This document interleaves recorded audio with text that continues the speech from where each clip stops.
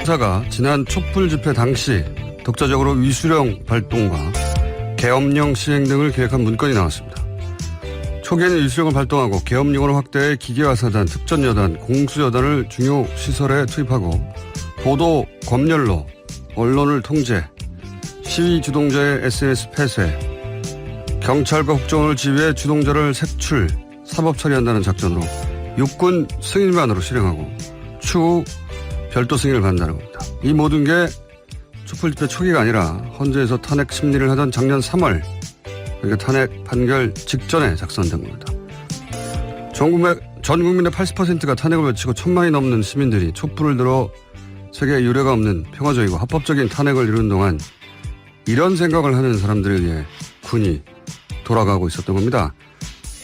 계획이 실제 실행되지는 않았다는 이유로 이들에게 앞으로도 계속해 군을 책임지라고 하는 게 말이 됩니까? 국민 세금으로 이런 사람들에게 급여를 주고 이들에게 무기를 맡기는 게 말이 되나요? 국방부는 이들을 철저히 수사해 법정에 세워주십시오. 김원준 생각이었습니다.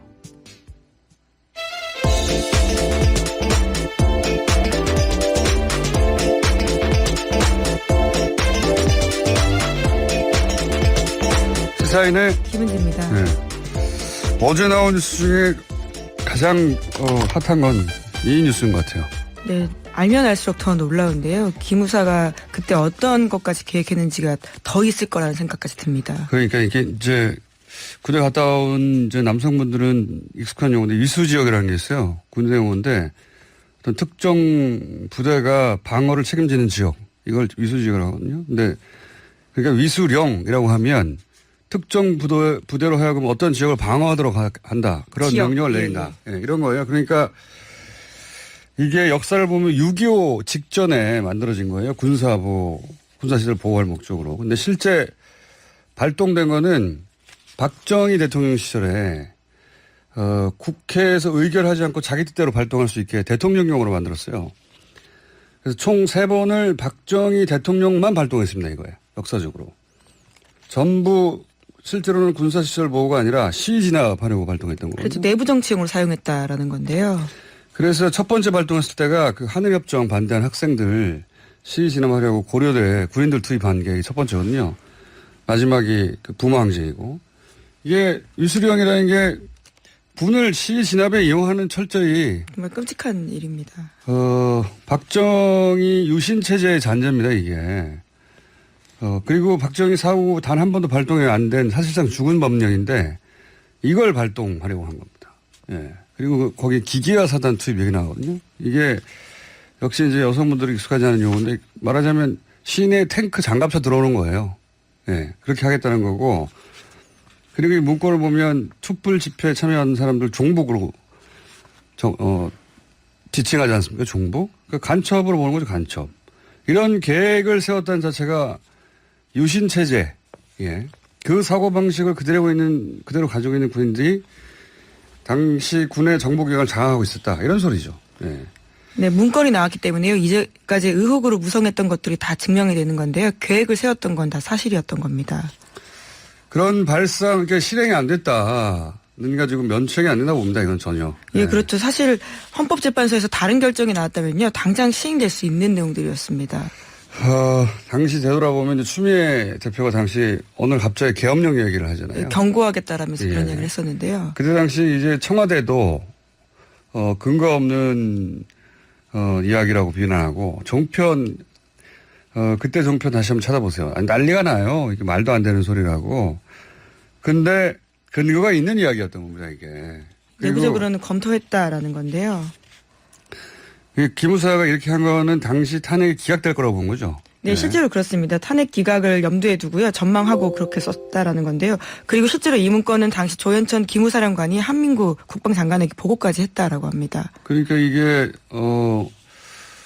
탄핵 심판락이 대략 한 달 전쯤에 만들어진 거 아닙니까? 한 달 반, 한 달. 뭐 이 정도 전에 만들어진 건데 작년에 탄핵 직후에 제가 얘기했지만 당시 청와대는 기각을 확신하고 있었어요. 예. 그때도 얘기했지만 청와대 주방에서 추가 케이크 만들고 있었다니까요. 네, 잘못된 정보 때문에 더욱더 판단을 못했다라고 볼 수 있는데요. 어쨌거나 그런 전망들의 문건들이 꽤 올라갔었다고 볼 수 아니, 있습니다. 탄핵 기각된다고 위수령 그리고 계엄령을 자기들이 왜 계획하고 있습니까? 만약 기각됐으면 그렇게 했을 거라는 얘기잖아요, 이게. 축하 케이크 준비하고 있었고, 그때도 얘기했지만 탄핵 직후 내각도 미리 구성하고 있었어요. 이게 이제 뉴스가 안 나왔는데, 실제 그런 제안을 받고 청와대 인근에 모여서 회의도 했습니다. 그런 제안 받은 사람이 있어요. 예. 네, 이번 문건에도 보면요. 탄핵 심판 결과에 불복한 대규모 시위대가 서울 중심으로 집결해서 청와대 헌재 진입 점거를 시도할 수 있다는 식의 이야기가 있습니다. 이 친위 구테타죠, 친위 구테타. 예. 친위 구테타를 당시 기무사령관이 조현천 사령관이거든요. 이 사람은 문고리 3인방과 긴밀한 관계였다. 최순실 라인이었다라고 말하는 추국장 있었습니까? 국정원 추국장? 예. 추국장과 만난 후에 그 이전까지는, 승진이 계속 떨어져 가지고 안 될 거라고 하다가 만난 직후에 기무사령관으로 발령이 났다. 이런 의혹이 당시, 작년 1월인가요? 그때 보도되기도 했었어요. 네, 추명호 국장은 우병우 라인이라고 해서 정말 그러니까요. 실세로 불렸던 사람입니다. 저는 이게 이 문건은 문건 하나가 아니라 당시 최순실 라인의 이제 국군 정보기관이 어떻게 친위 구태세를 기획했는가 그런 일이거든요. 전부 영창갈 사안이라고 봅니다, 저는. 예. 이게 실행이 안 됐다고 해가지고 뭐 실행도 안 됐는데 뭐 넘어갈 일이 아니라고 봅니다, 저는.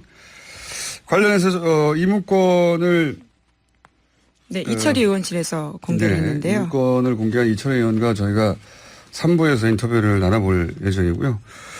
하여튼 기무사는 계속해서 놀라운 뉴스가 계속 나오고 있습니다. 네, 기무사 당시에 이것들이 불법이라는 점도 충분히 인지하면서요. 우회할 방법까지 문건을 제시했다라고 하는데요. 자신들이 그때 했던 일들이 얼마나 문제가 있는지도 스스로 알고 있었다라는 겁니다.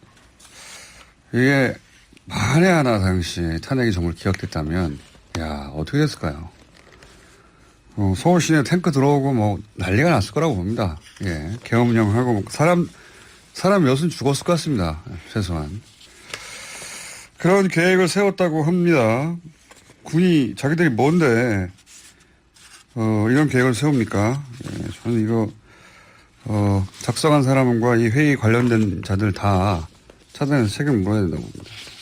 네, 반복되지 않기 위해서는 철저한 조사 그리고 처벌이 필요한 겁니다. 군에 남겨두면 안 되죠.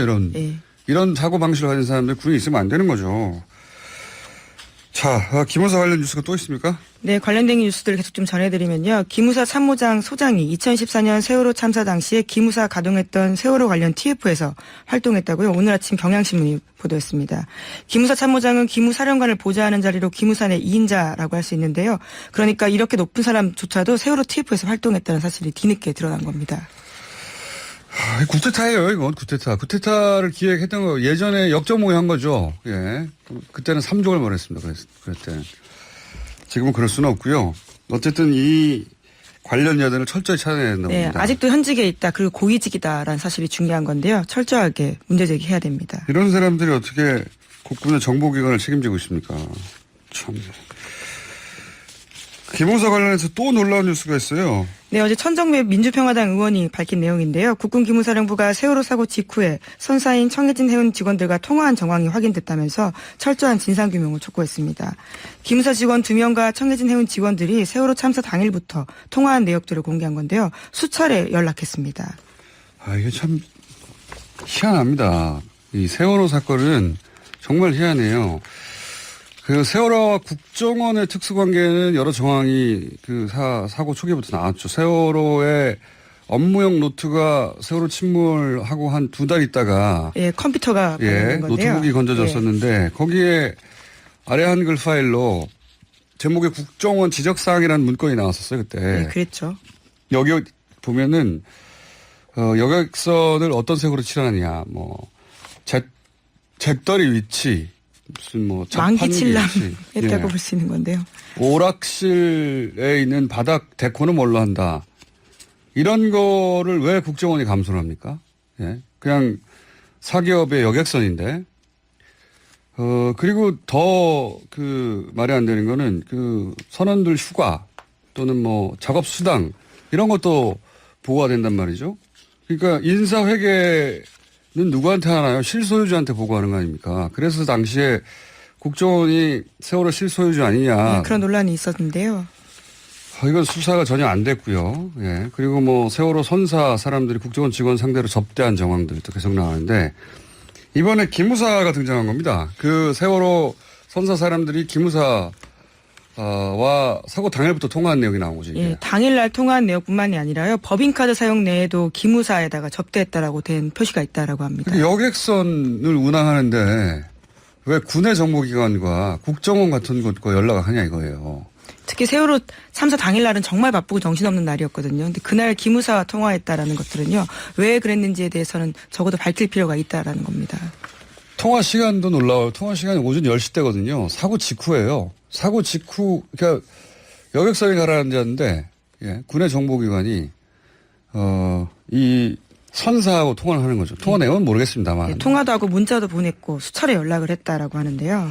이 세월호는 뭐 침몰 원인도 여전히, 의혹의 대상이지만, 이 국가 정보기관들이 왜 세월호가 이렇게 연결이 되는지, 이거 마땅히 수사돼야 되는 사안이라고 봅니다, 저는. 예. 세월호는 여전히 너무 많은 미스터리에 둘러싸여 있어요. 저는. 이것도 기무사 관련한 뉴스로 나온 겁니다. 자, 다음은요. 네, 북한 관련된 소식도 전해드리겠습니다. 마이크 폼페이오 미국 국무장관이 세 번째 평양행에 나섰는데요. 현재 비행기 안에서 트위터까지 남길 정도입니다. 오늘 오후에 평양에 도착할 것으로 보이는데 6월 12일 북미 정상회담 후속 협상차 1박 2일 일정으로 방북하게 됩니다. 5시간 전쯤에 트위터에 쓴 내용을 보면요. 김정은 북한 국무위원장이 합의한 최종적이고 완전하게 검증된 북한의 비핵화를 향해서 우리의 노력을 지속해 나가길 고대한다라고 썼고요. 또 자신과 함께 방북길에 동행한 기자들 사진까지 올리면서 이번 일정에 기자단과 함께 돼서 기쁘다라고 썼습니다. CBID 이제 안 씁니다, 미국에서. 예. 네, FFVD를 씁니다. 예. FF. 예.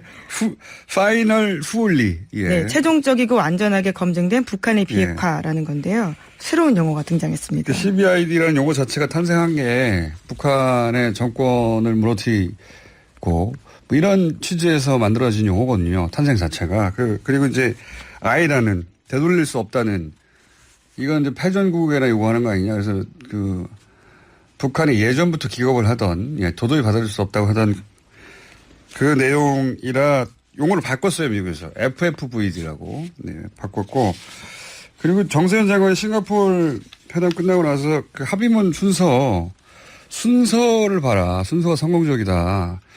예리하게 짚으셨는데 그게 순서가 비핵화가 먼저 나오는 게 아니라 비핵화가 마지막에 나오고 관계 개선이 먼저 나왔거든요. 그 말대로 되고 있는 거죠, 지금 이런 게. 예. 별거 아니라고 할 수도 있는데 용어부터 바꾸는 거. 예. 관계를 부드럽게 가져가려고 유연하게 지금 미국 쪽에서 나오고 있습니다. 네, 로이터 통신도 그런 식의 보도가 있는데요. 전부 아니면 전무라는 식의 접근법을 접어든 것 같다라면서 판을 깨지 않는 상황 관리 쪽으로 방향을 틀었다라고 평가하고 있습니다. 그러니까요. 물론 미국 내에서는 북미 정상회담에 대한 부정적 뉴스가 그 이전에도 있었고 지금도 계속 있습니다. 네. 트럼프 대통령에 대한 불신이 그렇게까지 이어지는 부분도 꽤 있어 보이는데요. 하지만 차근차근 진행되고 있는 건 사실입니다. 그런데 이제 트럼프 행정부 내에서는 낙관적인 분위기 그리고 북한과 유연한 관계 그다음에 잘 될 거라고 확신하는 뭐 그런 상황입니다. 반면 미국 주요 언론들은 계속해서 비판하고 있고요. 그건 뭐 예전에도 그랬고 앞으로도 계속 그럴 상황입니다. 네, 이번에 기자들과 함께 가서요. 또 이번에도 유해 송환 문제를 마무리 짓고 오는 게 아니냐라는 기대감이 올라가고 있는데 2차 방북 당시에도 억류되었던 미국인 3명 데리고 왔듯이 이번에는 그런 이벤트가 벌어지는 게 아니냐라는 관측이 있습니다. 자주 갑니다, 이제. 국무장관이 올브라이트가 처음 갔었는데 그 대단한 뉴스였거든요. 예, 이제는 뭐 폼페오가 세 번째로 가는 거고요. 한 달에 한 번씩 가능하죠. 한 달에 한 번씩. 자고 오기까지 합니다. 자, 1박 하고 온다고 합니다. 그런데 그러면서 등장한 새로운 용어가 이제 CBID가 아닙니다. FFVD라고 미국 정부가 쓰기 시작했다. 자, 다음 뉴스는요. 네, 삼성 관련된 소식도 전해드리겠는데요. 삼성 바이오로직스 관련된 소식입니다. 금융위원회 산하 증권선물위원회가 삼성 바이오로직스의 회계처리 기준 위반 혐의와 관련해서 조치한 보완을 금융감독원에 요구했다라고 합니다. 하지만 금융감독원이 이를 수용하지 않겠다라고요. 오늘 아침 한겨레 신문이 보도했습니다. 그러니까 애초대로 금감원의 조치 원안을 두고 최종 의결을 하게 되는데 결과가 7월 18일에 나옵니다. 이게 어제 저희가 이제 김경률 회계사하고 짚었던 사안인데, 예. 이게 이제 기사를 읽어도 무슨 말인지 잘 몰라요. 잘 모르는데. 금감원 원안대로 간다라고 보면 될 텐데요. 이게 이제 무슨 의미냐면, 금융위에서, 상급기관이죠. 금융위에서 금감원에다가, 금감원은, 금융계의 검찰이라고 생각하시면 됩니다. 금감원에서 삼성 바이오로직스 분식회계에서 뻥튀기해서 범법행위한 거야. 라고 이제 말하자면 고발을 한 셈이죠. 그래서 그걸 이제 그 금융계의 판사들이라고 할 수 있는 최종적 결정을 이제 해야 되는 건데요. 거기서 지금 심의를 하고 있어요. 의논을 계속 하고 있는데 심의를 하다가 이 금감원에다가 요청을 한 겁니다. 2015년 것 문제가 된 게 2015년 거거든요. 그 장부 이전에 2012년 14년 사이의 장부도 그것도 포함해서 다시 고발하라고. 왜냐하면 그 권한을 금감원이 가지고 있는 거거든요. 법원에 검찰이 기소를 해야 법원이 일종의 공소장 변경을 그렇죠. 하라라는 건데요. 사건을 다루듯이 네. 금감위는 그걸 바꿀 수가 없으니까 금감원에다 바꾸라고 했는데 금감원이 거부한 거 굉장히 잘한 건데 왜냐하면 이게 왜 과거 거를 포함하라고 했느냐. 그 의도가 뭐냐면 예전에 잘못 장부를 작성했는데 그거를 나중에 고친 걸로 이렇게 해석하려고 하는 겁니다. 그러면 무슨 얘기냐면 고의로 뻥튀기 한 게 아니라 과거에 과실이 있었기 때문에 실수다라는 거죠. 그렇게 바꾸려고 하는 거예요. 그렇게 되면 어떻게 되느냐. 검찰 고발이 안 되는 거예요. 실수니까. 벌금을 받더라도. 개인적으로 대단한 잔머리라고 봅니다. 네. 근데 상급기관인 금융위에서 그걸 요구했는데 금감원이 싫다고 한 거예요. 예, 굉장히 이례적인 일이라고 이런 하는데요. 일은 없어요. 이례적인 일이라는 표현은 가끔은 있었어야 되는 거 아닙니까? 이런 일은 없어요. 박수 받을 일이다. 자신들이 애초에 문제 제기했던 것들이 맞다라는 강한 자신감을 보여줬다라고 할 수 있을 텐데요. 그리고 이 의도를 본 거죠. 바꾸라고 요구하는 의도. 그게 결국은 검찰 고발 없이 그냥 과실로 처리하려고 하는 거 아니냐. 일종의 봐주는 거 아니냐라고 할 수 있는 그렇죠. 건데요. 거기에 대해서 그렇게 하면 안 된다고 금감원이 거부를 한 겁니다. 근데 이 바꿀 권한은 금감원에 있기 때문에 그냥 기존의 걸 가지고 해야 되는 거예요. 대단히 박수 받을 만한 일이고 금감원 홈페이지가 있나 모르겠는데 있긴 있겠죠. 아, 당연히 있죠. 자유 게시판이 있나 모르겠는데. 정부기관입니다. 자유 게시판 가서 예. 칭찬 좀 해주십시오. 정부기관은 아니고요. 예. 어쨌든 금융위가 그럼 결국 최종적으로 아마 이달 말쯤 나온다고 하는데 금융위가 일을 제대로 했느냐 아니냐 판가름은 삼성 사이버로직스를 검찰 고발하느냐 아니냐. 예, 바이오로직스. 네, 바이오로직스로 보면 될 것 같다. 지금 돌아가는 상황을 보니까 굉장히 중요한 뉴스인데 이 뉴스만 사실 뭐가 어떻게 되는 건지 잘 이해가 안 가서 다시 한번 해설해드립니다. 자, 다음은요. 네, 양승태 대법원의 재판 거래 의혹 관련해서 문건 내용이 또 나왔습니다. 어제 저녁 SBS가 보도한 내용인데요. 상고법원 설치를 위해서 국회 법사위를 상대로 로비를 벌이려 한 정황이 나온 겁니다. 특히 전북 익산을 지역구로 하는 당시 새정치민주연합 소속의 이춘석 의원을 공략할 방법으로 구체적인 사건 처리 과정에 개입할 필요성이 있다라고 언급돼 있는데요. 이 의원 지역구인 익산의 박경철 시장 선거법 위반 사건이 공략 포인트다라는 말과 함께 고등법원에 계류 중인 사건을 빨리 처리하지 말고 결정을 미룰 필요가 있다라고 적혀 있었다라고 합니다. 그러니까 특정 사건을 협상카드로 활용하자라는 취지의 이야기가 쓰여 있다라는 겁니다. 양승태 사법뿐 말이죠. 법원이 가진 고유한 권한이 있지 않습니까? 영장을 발부한다든가 재판 일정을 정한다든가 또 판결을 낸다든가 이런 그 사법부의 고유 권한 전체를 무기화했어요. 예. 그래서 이 문건 그대로 보자면 고등법원에 계류 중인 사건을 빨리 처리하지 말라고 한 거 아닙니까? 그러니까 의도적으로 미루거나 또 이전 문건에는 영장 발부에 관한 내용도 있었잖아요. 재판에 개입했다라고 볼 수밖에 없는 사안들입니다. 그러니까요. 예. 이건 재판을 밀고 땡기고 재판의 내용 혹은 영장의 발부 여부 등등을 전체를 다 활용했어요. 예. 네, 실행 여부는 나중에 좀 더 수사가 돼야지 확인할 수 있겠지만요. 이 자체를 활용하려고 했다는 것 자체가 아주 문제입니다. 신뢰성에 문제가 있거든요. 실행을 했는지는 검찰 수사가 이루어져야 그나마 밝혀질 수 있는 사안인데 생각해보면 실행도 안 할 걸 맨날 문서로 뭘 적습니까? 예. 법원 행정처에서. 저는 양승태 전 대법원장은 사법 처리를 받게 될 것 같다. 점점 밝혀질수록, 예, 명백해지는 것 같습니다. 네. 우리가 그 의혹으로 가졌던 이 재판의 판결이 이상하다. 그럴 때마다 이제 사법부의 독립을 얘기했는데 사법부의 독립은 자기들이 철저히 무너뜨리고 있어요, 내부적으로.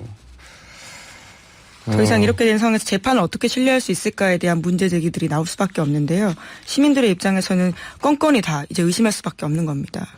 그리고 그 당시 이 관련자들, 예. 그 책임에서 자유롭지 않은 판사들, 예. 그분들 여전히 사법부에 있을 거 아닙니까? 네, 문건을 작성했던 주요 판사들은요, 여전히 재판부에서 재판을 하고 있습니다. 그래서 최근에 영장 발부가 안 되는 사안, 삼성 관련해서 특히나 삼성 관련해서, 특히나 노조 파괴 관련해서 거의 대부분 영장이 기각되거든요. 네, 그에 대해서 검찰이 굉장히 강하게 반발한 바가 있는데요. 또 법원에서는 근거 없다라고 반박하고 있지만 법원 내에서도 부끄럽다는 말들이 나오고 있습니다. 신뢰를 잃었기 때문인데요. 법원은 항상 근거가 없다고 그랬어요. 그런 의혹들에 대해서. 근거가 지금 마구 나오고 있는 거죠, 지금. 예. 이거 검찰이 법원을 상대로 수사하는 게 굉장히 부담스럽겠지만 아주 하드하게 수사해야 될 상황이라고 원칙대로 봅니다. 하면 됩니다. 정말 대단하네요. 양승태 사법부는 대단했네요. 자, 시간 관계상 하나 둘 정도. 네, 그러면 국회 특수활동비 사용 실태 관련된 문제 말씀드리겠는데요. 참여연대가 3년 정도 정보공개 소송한 끝에요. 겨우 나온 자료가 있습니다. 어제 그 내용들이 자세하게 공개가 됐는데 국회에 배정돼서 묻지마 예산으로 쓰이는 특활비가 매년 80억 원 안팎이었다라고 합니다. 심지어 수령인이 누군지조차 밝히지 않고 집행한 돈이요. 3년 동안 60억 가까이 된다라고 합니다. 저는 그 특수활동비 쓸 수 있다고 봅니다. 쓸 수 있다고 보는데 중요한 건 뭐냐. 그러면 그 내역이 확실하게 나와야 되죠. 그렇죠. 투명하게 공개되지 않았다라는 네. 점에 대해서 문제 제기를 하고 있는 건데요. 이게 이제 누가 가져갔는지 없는 돈도 많고, 예. 그리고 예를 들어서 출장 가는데 8천만 원 가져가서 영수증이 하나도 없다. 이런 경우도 많거든요. 지금 그런 건들이 계속해서 나오고 있습니다. 깜깜이 사용 내역이 너무 많다라고 하는 건데요. 저는 국회에서 활동비가, 그러니까 국회 세비 외에 활동비가 필요하면 예산 책정해서 할 수 있다고 보는데 그러면 거기에 대해서 반드시 내역이 있어야 한다. 법안은 노회찬 의원은 아예 이거 없애버리자고 법안을 낸 것 같은데. 예, 아예 그런 내용인데 국회가 국가정보원이나 경찰처럼 기밀 요한을 수사활동하는 게 아니기 때문에요. 특활비 폐지가 필요하다라는 개정안도 낸 바가 있습니다. 아니 이거 가져가서 자기들이 용돈을 썼는지 어딘지 알 수가 없잖아요. 예. 그래서 저는 그 활동비 쓸 수 있다. 예. 국회의원들 세배를 줄이고 사람 숫자를 자꾸 줄이자고 그러는데 그게 아니라 돈을 많이 주고 제대로 활동하라고 해야 된다고 봅니다. 저는. 그런데 이런 게 문제인 거죠. 예. 네, 돈은 많은데 어떻게 썼는지 알 수가 없어요. 네, 지금까지 특수활동비 사용 내역도요. 계속 공개하고 있지 않다가 소송 끝에 겨우 일부가 나온 거예요. 불가합니다. 자, 이 문제는 이제 한동안 계속 걸어야 될 테고 다음 주는 저희 고정 출연하는 의원들에게 다 물어보겠습니다. 저 개인적으로는 쓸 수 있다. 쓸 수 있는데 내역은 확실해라. 이런 입장인데. 오늘 여기까지 해야 되겠습니다. 시사인의 김은지였습니다. 감사합니다. 박소연의 좌우로 정렬 2588 대리운전 협찬 서울 투피스 제공 7시 33분 교통정보입니다. 강변북로 구리 쪽으로 가양대교부터 서강대교까지 그리고 이촌동 부근 시속 30km 내외로 이동하고 있고요. 올림픽대로 하남 쪽으로는 행주대교부터 양화대교 사이 그리고 여의도 부근이 밀립니다. 반대 일산 공항 쪽으로 올림픽대로가 암사대교부터 반포대교까지 군데군데 밀리고 있는데요. 35분은 걸리고 동부간선도로는 성수 쪽으로 상계교부터 녹천교 또 장안교에서 용비교까지 정체입니다. 박소연의 좌우로 정렬 2588 대리운전 협찬이었습니다.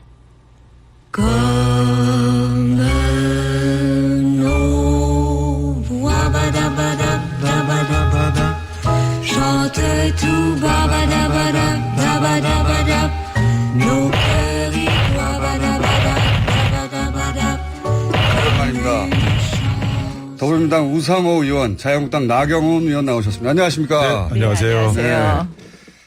두 분이 오랜만에 이렇게 몇 주 만이죠, 이게? 한 3, 4주 된 것 같은데. 네, 4주 만에. 네. 4주 만에, 예. 휴가들 다녀오셨습니까? 휴가라뇨 지금. 지금 저당이 아니 휴가 지금 저당이 지금 휴가 쓸 여유가 말씀하실 있어요. 수 있어요. 저희가 지금 아니, 자유한국당은. 돌 맞아요 지금. 무슨 말씀. 자유한국당은, 딱히 의원님들은 하시는 일이 별로 없는 것 같은데, 비대 준비만 바쁜 거 아닌가요? 저희 뭐 문제가 크죠 지금. 네. 근데 저는 사실은 저 지방선거 끝나고 나면 왜 우리가 이렇게 외면당해 있느냐에 대한 그 반성, 그다음에 그거에 대한 분석을 우리가 치열하게 해야 된다. 전 정말 매일매일 의원총회 하면서 뭐 밖에서 보는 시각, 우리 내부에서 치열한 그런 논쟁을 해야 되는데 무릎 꿇고 반성 한번 하고선 그냥 반성은 없어지고 비대위원장 모셔오면 뭐 구세주 같은 비대위원장 오면 우리 당의 모든 일이 해결될 것처럼 논의가 흘러가는 것에 대해서 저는 굉장히 안타깝게 생각합니다. 근데 나는 이해가 안 가는 게 이제 지방선거 때 참패를 했다는 거는 이제 심판을 받은 거잖아요. 그러면 지금 말씀하신 것처럼 이제 새로 거듭나는 노력들을 해야 되는데 여전히 이제 친박 비박 나눠서 개파투쟁을 하고 있으니까 눈살이 찌푸려지는 건 사실이에요. 특히 그 친박이라고 불려지는 분들은 나는 좀 양심이 없는 것 같아. 예? 오히려 저 비박들 물러가라 이렇게 주장한 걸 보면서 야 지금 당장 물러가야 할 사람들이 오히려 적반하장 아닌가 싶은데 그런 거 정리를 못 해요? 지금 이제 나경원 뭐 나한테 하듯이 한번 딱 펀치 한번 날려보지 뭐. 지금 문제는 사실은 저는 이렇게 당이 혼란스러울수록 저는 원칙으로 가야 된다 생각을 하는데요. 이 비대위라는 걸 우리가 지금 20대 들어와서요. 비대위 체제를 벌써 2번 했어요. 총선 패배했다고 비대위 한 번 하고, 예, 그다음에 탄핵도 하고 나서 또 비대위 했는데 비대위 체제가 성과를 낼 수가 없거든요. 그런데 왜 낼 수가 없는 겁니까? 아니 실질적인 권한도 없고요. 비대위가 성공한 케이스는 예전에 뭐 이제 김종인 비대위원장 이런 얘기를 하는데 박근혜 비대위. 예, 박근혜 비대위 또는 이제 그 문재인 또 민주당 가서 한 김종인 비대위. 그때는 다 이제 실질적인 권력자가 하나 있었고 그 권력자가 절대적인 절대적인 힘을 주고 그다음 공천 당시란 말이에요. 그런데 지금 사실 공천 당시도 아니고요. 그래서 비대위라는 건 사실은 비상적인 그런 기구 아닙니까? 그래서 저는 비대위가 정권을 가지고 과연 우리 당을 개혁할 수 있느냐. 우리 당을 정말 잘 알고 정치도 잘 알고 이런 분이 그다음에 막강한 힘이 있어야 되는데. 혁신에 관한 하는 정권을 안 주면 누가 외부에서 그 어떤 혁신을 할 수 있을까요? 네? 어떤 혁신을 할 수 있을까요? 아니 그러니까 저는 레토릭뿐인 혁신이라는 거예요. 그 혁신의 핵심은 뭐냐? 우리가 앞으로 어떤 걸 하겠느냐? 지금 뭐 민주당이 하고 있는 재벌 개혁은 사실은 재벌 죽이기라면 우리는 뭐 재벌의 행태를 확실히 개혁하겠다. 뭐 이런 아젠다를 갖고선 하나씩 해야 되는 거가 어떻게 보면 우리의 정책적인 아젠다부터 시작해서 그렇게 해야 된다고 생각을 하고요. 그래서 저는 국민들이 지금 자유한국당에 대해서 제일 싫어하는 것부터 없애는 거예요. 그게 비대위원장이 할 일이죠. 그런 문화를 혁신하는 것. 개파투쟁부터 없애야 돼. 그러니까 그 개파투쟁 저희 그 지금 정치 초년생처럼 말씀하시지 말고 개파투쟁 핵심이 뭡니까? 공천권 아닙니까? 지금 저를 건드리신 공천권하고 아니 우리가 솔직하게 얘기하잖아요. 제가 지금 왜 친박 비박이 제가 지금 이렇게 원내대표 돼가지고 싸우냐. 제일 먼저 없앤 게 우리 당 개파투쟁이에요. 없앨 수 있어요. 자, 어떻게 없습니까? 그 당도 지금 뼈문 나오는데 뭐 더 말씀하시지 개파투쟁이 마세요. 아니잖아요, 지금. 아니 저는 진짜 이제 여당도 조심해야 되는 게 부엉이 모임인가 뭐 그 모임도 해체한다고 나오기는 하는데 그 같은 길을 갈 수 있어요. 권력이 있을수록 권력을 가진 사람들은 자기들끼리만 권력을 가지려고 하거든요. 이 당이라고 하는 것은 무리당자예요. 그러니까 무리를 이루는 게 문제가 아니야. 그 무리가 어떤 가치와 방향으로 움직이느냐. 그렇죠. 그러니까 의원들끼리 서로 친목을 다지고 서로 여러 가지 정책 논의를 하고 이런 건 좋은 거예요. 그럼요. 그렇게 그래서 가면 모두 개인으로 있어라. 그러는 건 말이 안 돼. 그런데 문제는 그렇게 모인 집단이 개파화돼서 싸움질만 하는 거야. 조폭 집단으로 변질하는 게 문제인 거지. 그러니까 그런 것들을 혁신하는 게 정치 문화의 혁신 아니에요. 그러니까 그 당도 친박 비박 있는 게 뭐가 문제예요. 그렇게 있을 수 있지. 그런데 이 사람들이 저렇게 심판을 받으면 국민이 무서워서 우리 입 다물자. 우리 서로 조용하자. 뭔가 변하는 모습 보여주자. 이런 문화가 생겨야 되는 거 아니에요? 그런 거를 하는 사람들이 비대위원장이고 그런 사람에게 그런 권한을 줘야지. 저는 자기 잘릴까 봐 못 들어오게 하면 되나 그게. 그러니까 이제 가치 개판이 있어야 되고 그것은 건전하게 당을 만든다고 생각하는데 지금은 어떻게 됐느냐. 어느 정당이나 다 이익 개파화되고 있다고 생각을 해요. 그러니까 어떤 좀 더 뭐 우리 당 내에서도 좀 더 오른쪽의 가치, 좀 더 왼쪽의 가치 이런 가치 개판은 저는 건전하다고 생각하는데 이제 민주당도 마찬가지고 우리도 마찬가지로 사람 중심의 이익 개파가 되면서 핵심은 저는 공천권이라고 생각을 합니다. 뭐 제가 스스로 우리 당을 반성한다면 17대 이후에 18대는 친이의 공천이었고 19대 20대는 친박의 공천, 진박의 공천이 되면서 이렇게 당이 망가졌는데요. 그래서 저는 제가 이제 18대부터 계속 주장하는 것이 이 공천권을 친나의 공천을 하라고. 그게 아니라 당이 공천을 한다. 결국 우리 의원들이나 이 정치 기득권들이 당이라는 것은 우리들 것이라는 이런 착각에 서 이 공천권을 내려놓지 않는다는 데서 문제거든요. 아니, 그러니까 거기서 이쪽 그룹이 잡으면 저쪽 그룹을 핵심은 예, 그러니까 마찬가지라고 생각해요. 그래서 뭐 정도 이제 시작합니다. 왜냐하면 그동안 야당이었으니까 좀 괜찮았는데. 그동안 이제 서로 다투던 분들이 많이 나가줘가지고 그래서 되게 조용해요. 제가 우상호 의원님한테 정말 제안하고 싶은 거는 우리가 여야 동시로 국민공천을 하자는 거예요. 그게 무슨 말씀이냐면 여야 동시에. 그러니까 오픈 프라이머리라고 아니 우리도 원래 주장을 했는데 저때 그 새누리당이 반대해서 못했어요. 아니에요, 그렇지 않았어요. 법을 안 바꿔줬잖아요. 아니, 그러니까 우리가 정치 개혁을 할 거는 바로 그거예요. 시기를 동시에 하자는 거죠. 그러니까 어떤 식으로 하는 오픈 거냐면 프라이머리인데. 오픈 프라이머리가 뭐 우리가 4월에 국회의원 선거를 하면 2월에 중간 선거가 있는 거죠. 오픈 프라이머리. 그래서 그게 뭐냐. 그날은 선관위가 다 해서 지역별로 그 뭐 민주당 후보 그다음에 자유한국당의 후보를 국민들이 뽑는 거예요. 한마디로. 그러니까 그날 동시에 선거를 선관위가 해서 하면 지금은 오픈 프라이머리를 한다 그러면서 당원들을 이 소위 이렇게 줄 세우고 당원들을 갖다 조직화하고 하는 그런 뭐 한 1,000명 모아놓고 그 당원들이 뽑는 그런 경선이 되고 있잖아요. 그래서 경선의 폐하가 많은데 2달 전쯤에 오픈 프라이머리를 하자. 그래서 저는 이 당이라는 것은 절대로 당원과 의원들의 당이 아니거든요. 정당이라는 그런데 것은. 우리가 저 제도를 오래전부터 주장했는데 그럼 이제 법을 바꿔야 돼요. 아니 그러니까 법을 같이 바꾸자고 하는데 그때 새누리당이 안 바꿔줬다니까요. 아니 무슨 말씀하세요? 그거는 그렇게 말씀하시면 안 돼요. 그렇게 말씀해야 돼요. 아니 그 당시에 분명히 기억해. 우리가 법을 바꿔달라니까. 아니 제가 그때 나 의원 주장은 모르겠는데 그때 그 당의 아니에요. 대표 원내대표가 안 바꿔줬어요. 제가 그때 18대 때 그걸 주장했고 안상수 원내대표도 그걸 하려고 그랬었어요. 그랬는데 그 당시에 국회 정치개혁특위에서 더 이상 논의가 안 됐었죠. 그래서 제가 드리고 싶은 말씀은 우리가 지금이라도 당을 국민에게 돌려주는 것을 여당 야당이 한번 저는 정치개혁이 바로 그거라고 생각합니다. 그러니까 이 개파 투쟁이 나오는 거는요. 공천권. 그다음에 이제 전당대회하고 대통령 후보에 있어서 실질적으로 이 당협위원장 몇 명 가지고 있느냐에 따라서 좌지우지할 수 있는 거 이거 빼버려야 돼요. 그 해법은 알겠는데요. 지금 당장 근본적인 해법은 알겠는데 지금 당장 뭐 탈당한다 분당한다 뭐 이런 얘기가 나오는데 그런 가능성은 있습니까? 탈당 분당? 혹시? 저희 당 말씀하시는 거죠? 거기서만 나오는 얘기예요 지금. 뭐 지금 당장 그런 일은 없을 거라고 생각을 하고요. 보수가 이제 통합해야 되는 것이 그것이 다시 살 길이라는 생각은 하고 있는데. 통합이라고 하면 바른미래당 쪽으로 나갔던 탈당파들 돌아와서. 뭐 크게 뭐 다 열어놓은 아예 바른미래당과 거죠. 당대당 하는. 아니 뭐 그런 구체적인 논의가 있는 것은 아니지만요. 어쨌든 보수 가치를 같이 하는 뭐 보수 가치라는 말이 너무 지금 오염되었지만 새로운 우파 가치를 같이 하는 사람들은 다 같이 할 수 있다라는 그런 열린 마음을 가져야 된다고 생각을 하고요. 그런 과정에서 분당이라는 것은 좋은 카드는 아니다 이렇게 생각을 하고 그건 국민 마음에 멀어지는 거라는 생각은 하고 있다고 생각합니다. 가능성은 없는 겁니까? 탈당 분당 이런 건?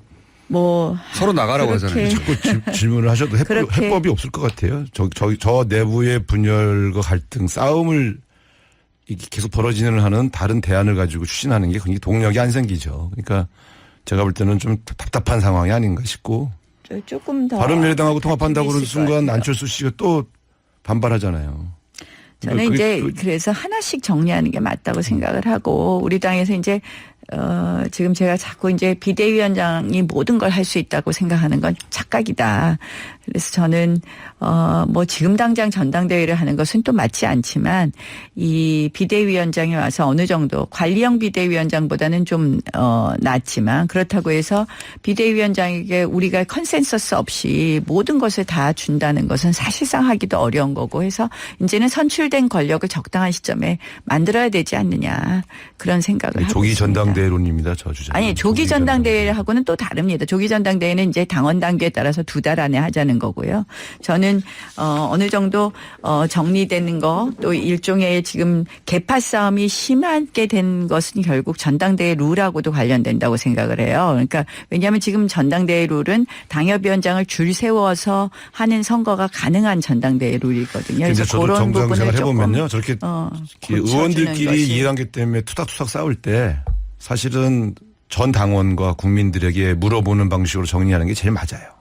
자기네끼리 정리가 되겠어요. 그러니까 제가 볼 땐 그 당도 어차피 비대위도 뭐 위원장 하겠다는 사람도 별로 없어 보이는데 빨리 전당대회 열으시는 게 나을 거예요. 제가 이런 조언도 드립니다. 아니 저는 이제 이미 좀 이럴 때일수록 그냥 원칙대로 해서 적당한 시점에 빨리 전당대회 해야 되고 그럼 당대표 비대위원장은 나가시려고요? 아니 근데 나의원 빨리 나가셔서 그럼 이제 남과 여야 안 나오시고 지금 언제 전당대회 할지도 모르는데 무슨 당대표 말씀하세요. 저는 아니 사실은 하면은 나가실 겁니까?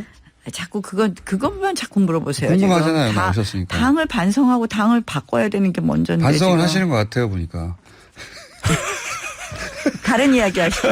저희 당, 저 당도 걱정해요. 그 지금 민주당 뼈머니 얘기, 얘기까지 우리 당이 나오고. 뭐가 걱정이에요? 얘기 좀 해보세요. 민주당 아니 전당대회 이게 이제 얘기해볼까요? 조심하시라고. 아니 조심할게요. 네. 조심해서 우리 지금 막 다른 모임도 주제, 해체하고 막 많던데 그러잖아요. 다른 지금. 주제 우리는 그런 거 말씀하시죠. 빨리빨리 한다고. 뭘 지적을 받으면 우리는 바로바로 고치는. 지금은 이제 네. 절대적인 권력자가 있으시니까 그렇고요. 이제 저희는 이제 지금 그런 게 다 없는 상태니까 이렇게 더 많이 싸우는데 저는 이럴 때일수록 모든 뭐 다음 대선 후보들 하고 싶은 사람들이 다 활동할 수 있는 공간을 마련해 줘야 될 때가 아닌가. 누구는 되고 누구는 안 되고 하는 배제할 때가 아니라 좀 그래서 그런 열린 리더십을 가진 사람이 다음에 좀 당권을 도전한다든지 이런 것도 좀 필요하지 않나 이런 그게 생각도 본인인가요?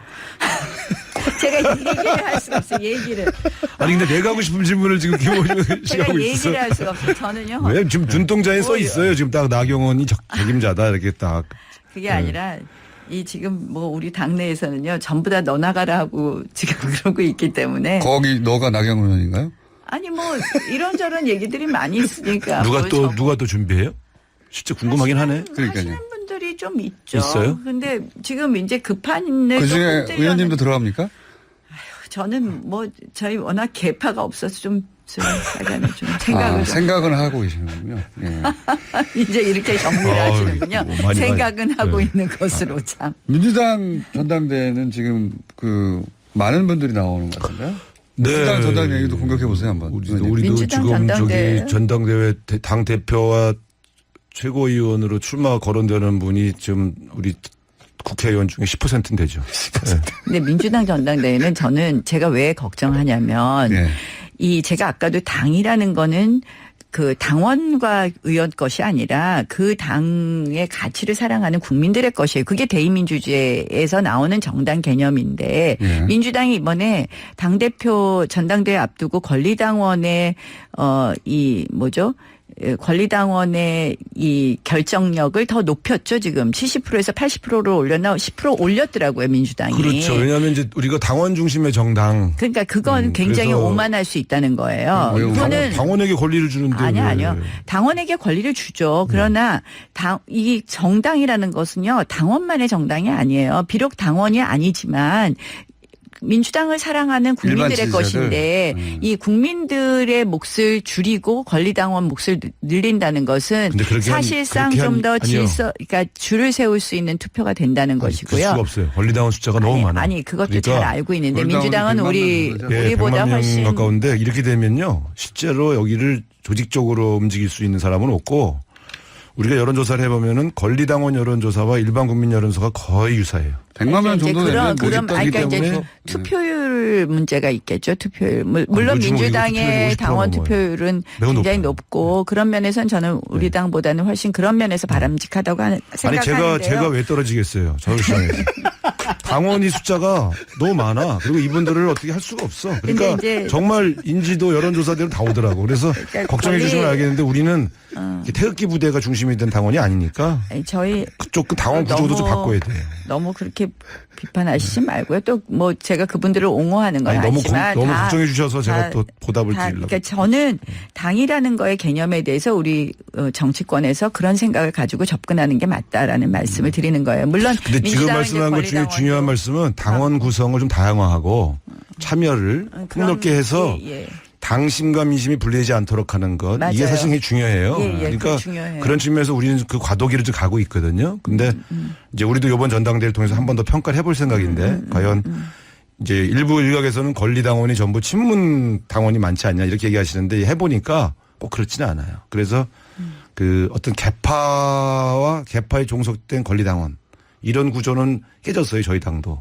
이제 그 당은 친문과 비문이잖아요. 근데 이제 지금은 권리당원은 우리 비문도 없어요. 다 그러니까, 친문이지. 그렇죠. 저 비문에 해당하는 분들은 이제 나가셨는데. 그거는 비문이라기보다는 반문이었지. 근데 이제 그 권리당원은 전부 다 친문처럼 보이는 그런 게 좀 그렇지는 않더라고요. 걱정되고 네. 뭐 제가 사실 이제 뭐 민주당 걱정할 일은 아니지만 네. 뭐 아까 당신과 민심이 일치돼야 되고 뭐 이런 부분에 대해서 우리가 다 같이 더 고민해 그렇게 보면 가야 좋겠어요. 되죠. 그래서 네. 제가 네. 계속 얘기하는 게 여야 동시에 오픈 프라이머리 한번 해보자는 저는 거예요. 그건 좋은 저도 원래 그건 하고 하자는 예, 건데. 그거 한번 해보고 전당대회 룰 같은 거에서 당심과 민심을 일치하는 노력을 양쪽 정당 모두 노력하고 그러면 조금 더 정치가 좋아지지 않을까 이런 생각을 해봅니다. 지금은 일단 보수 네. 개혁, 그 보수 정치 세력도 중요하거든요. 우리나라에. 뭐 하긴 제가 뭐 저희 당부터 고쳐야 되는데 네. 전체 잘 얘기하는 고쳐주시기 것보다 바랍니다. 노력해 보겠습니다. 우상호 의원님은 안 나오시는 어디 학원 다녀오신 거예요? 예. 네? 학원 다녀오신 것 같은데. 왜요? 아니 중간중간에 이렇게 훅 잘 들어오셔가지고 궁시렁 하면서 궁시렁 화법. 또 궁시렁으로 만드네. 다른 정당 얘기도 잠깐만 해볼까 짧게. 바른미래당은 어떻게 될까요?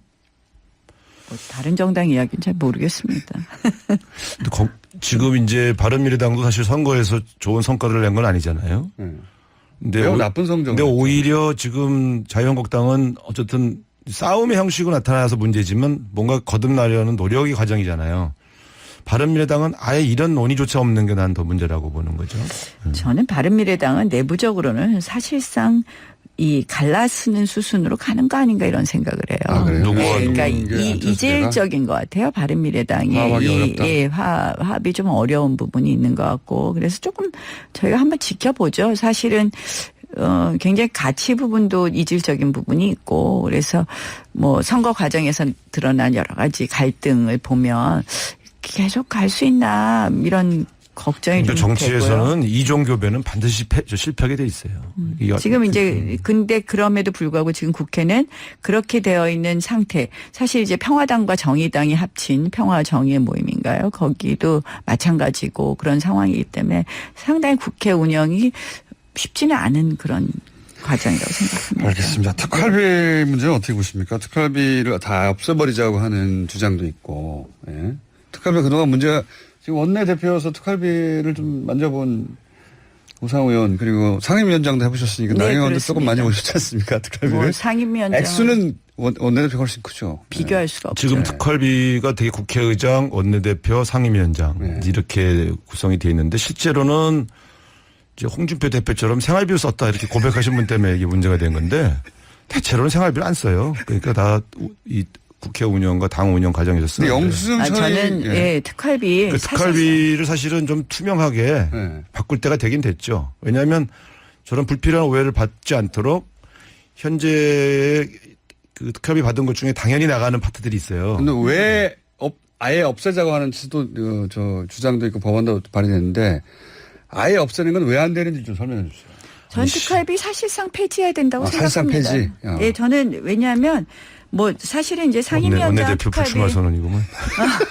아니 사실은 상임위원장 당대표한테는 안 나오죠. 당대표는 당비를 당대표는 당에서 저기 나오겠죠. 그래서 원내대표는 안 하실 거기도 많이 써요. 아니 네, 당대표. 저는 그 구조를 바꿔야 된다고 생각해요. 이제는. 그래서 특활비도 그러니까 뭐 필요한 밥값이나 이런 데 쓰는 부분이 있다면 저 카드로 다 지출하게 한다든지 이렇게 하고 그러니까 저희가 보통 이제 특활비 받으면 뭐 상임위원장 특활비 하면 그중에서 한 4분의 1 정도는 그 위원회 운영하기 위해서 수석 전문위원, 전문위원 그쪽에 그 실이 운영되는 운영비로 주고요. 나머지는 카드로 지급하는 건 어떨까요? 아니 저는 그래서 특활비를 실제로 사실상 카드로 지급되는 폐지하고 특활비도 있어요.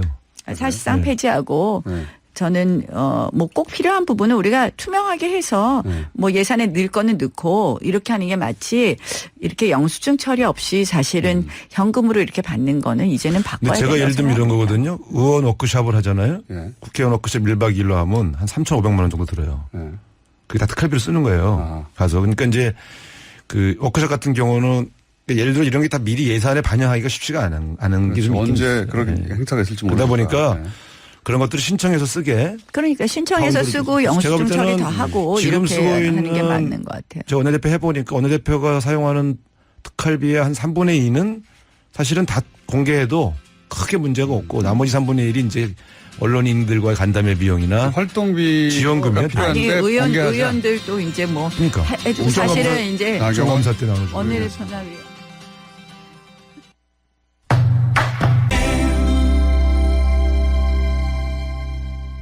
FM 95.1MHz 시민의 방송 TBS에서 8시를 알려드립니다.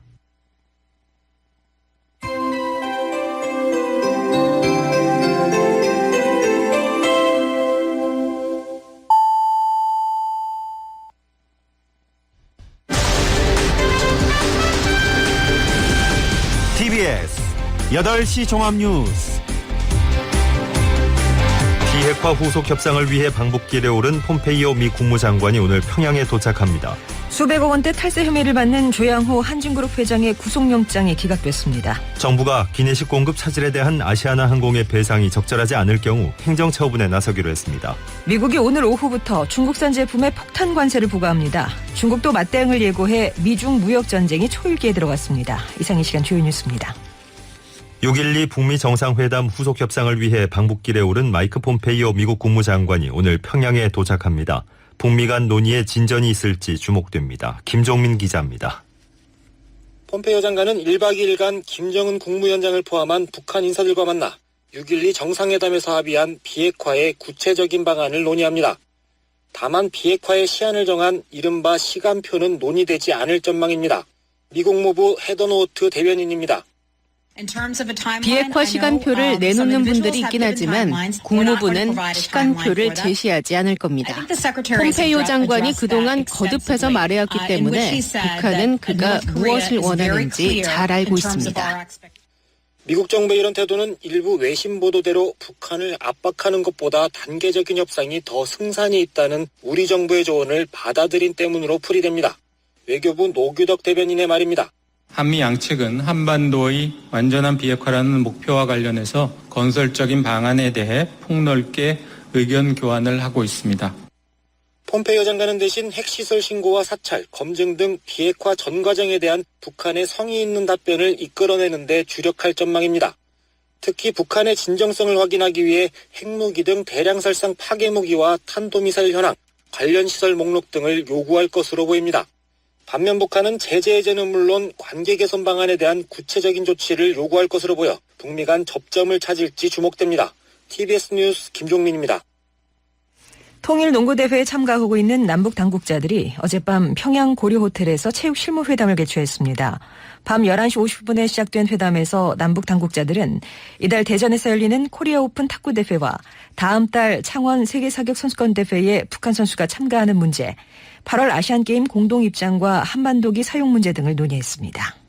남북 통일농구 마지막 날 경기에서 남자팀은 북측이, 여자팀은 남측이 승리했습니다. 먼저 여자부 경기에서 남측이 북측을 81대 74로 이겼고 이어 진행된 남자부에선 북측이 82대 70으로 승리했습니다. 남자부 경기에서는 지금까지 4차례 통일농구 맞대결에서 모두 북측이 승리하며 4전 전승을 기록했습니다. 북한이 일본과 남치 문제를 둘러싼 물밑 협의에서 일본의 독자적 경제 제재를 완화하지 않는 한 일본의 요구에 응할 수 없다는 생각을 전달한 것으로 알려졌습니다. 교도통신은 북일 관계 소식통들의 말을 인용해 북한이 제재 완화를 납치 피해자의 조사 재개 조건으로 내세웠을 가능성이 있다고 보고 일본 정부가 진위를 신중히 분석하고 있다며 이같이 보도했습니다.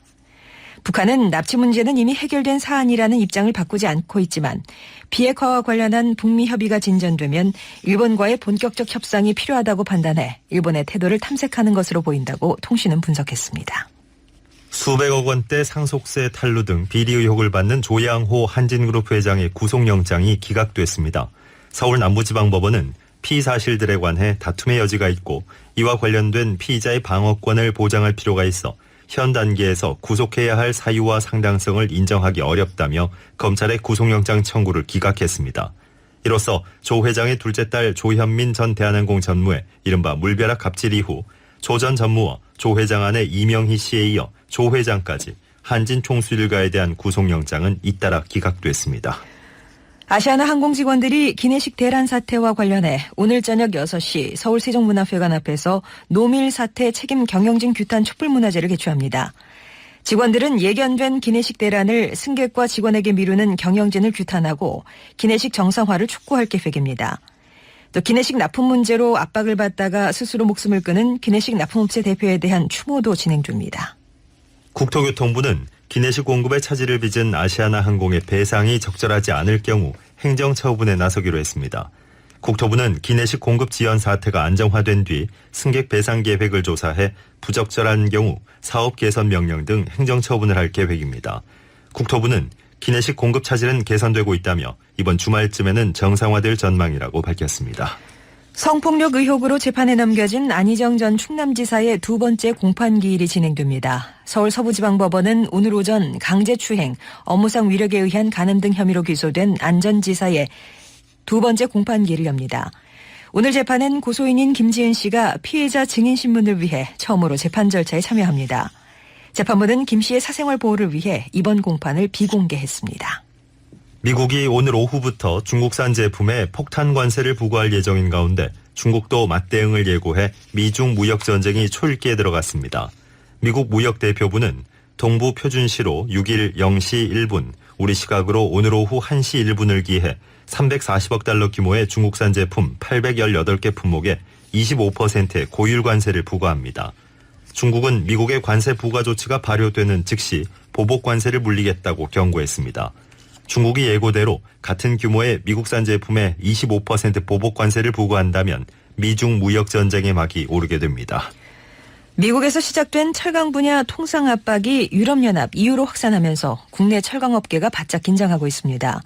외신들은 EU가 한국을 비롯한 수입 철강 제품에 대한 세이프가드를 잠정적으로 발동할 가능성이 있다고 보도했습니다. 그동안 미국으로 수출됐던 철강 제품이 미국의 관세 고율 관세를 피해 유럽 시장으로 몰려드는 것을 막자는 취지입니다. 포스코, 현대제철 등 대형 철강업체들은 일단 추이를 지켜보며 구체적인 대응책을 세우겠다는 입장입니다. 노동계와 경영계가 내년도 최저임금 최초 요구안으로 각각 1,790원과 7,530원을 제시했습니다. 올해 최저임금이 7,530원이라는 것을 고려하면 노동계는 43.3% 인상을, 경영계는 동결을 요구한 셈입니다.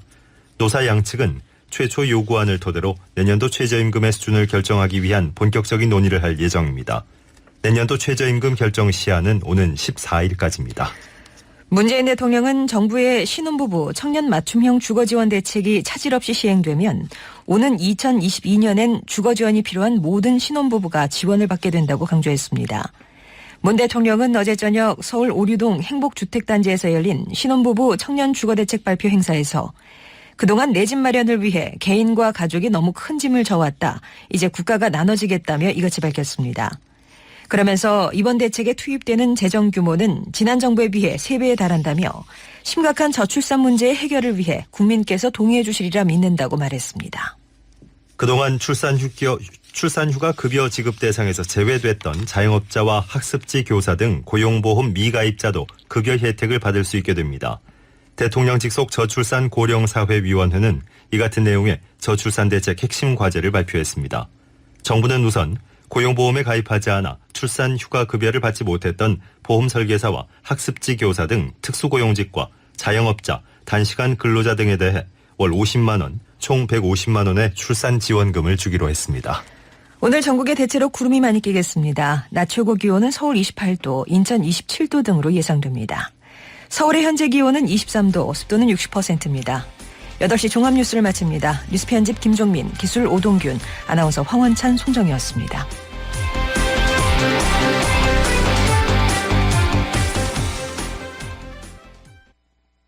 건강보험료 국민에게 듣습니다. 오래된 차 한 대 있는데 보험료가 좀 많이 나와요. 퇴직하고 수입도 없는데 직장 다닐 때보다 보험료가 더 많이 나와요. 수입도 많은 것 같은데 피부양자로 등록된 사람들은 보험료 안 내잖아요. 개편되는 건강보험료를 확인해드렸습니다. 차량에 대한 게 없어지니까 좋은데요? 이렇게 내려가면 부담도 덜고 다행이네요. 좀 모르지만 이 정도면 뭐 괜찮은 것 같아요. 모두 적절하게 내는 게 좋지 않을까요? 국민의 생각을 담아 모두에게 공평한 건강보험료 개편이 시작됩니다. 이 캠페인은 보건복지부와 국민건강보험공단이 함께합니다.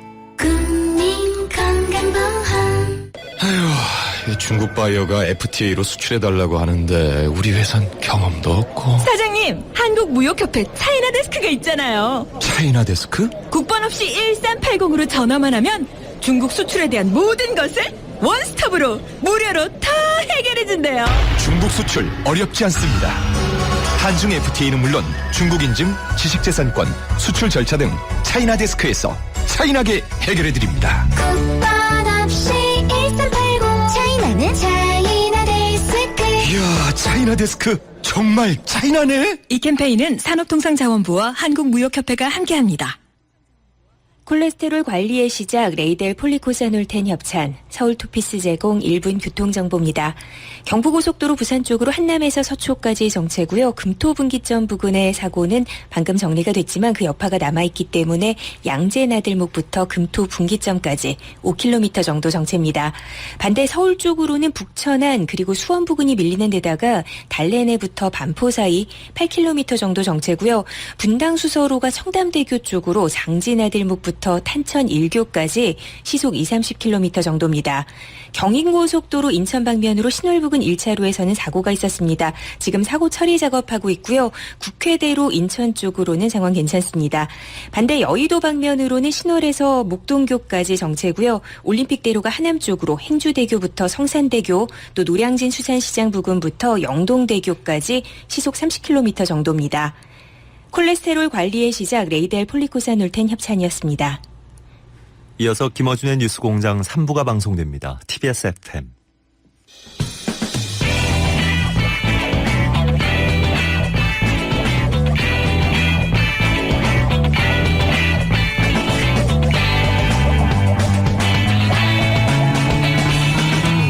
김어준의 뉴스공장.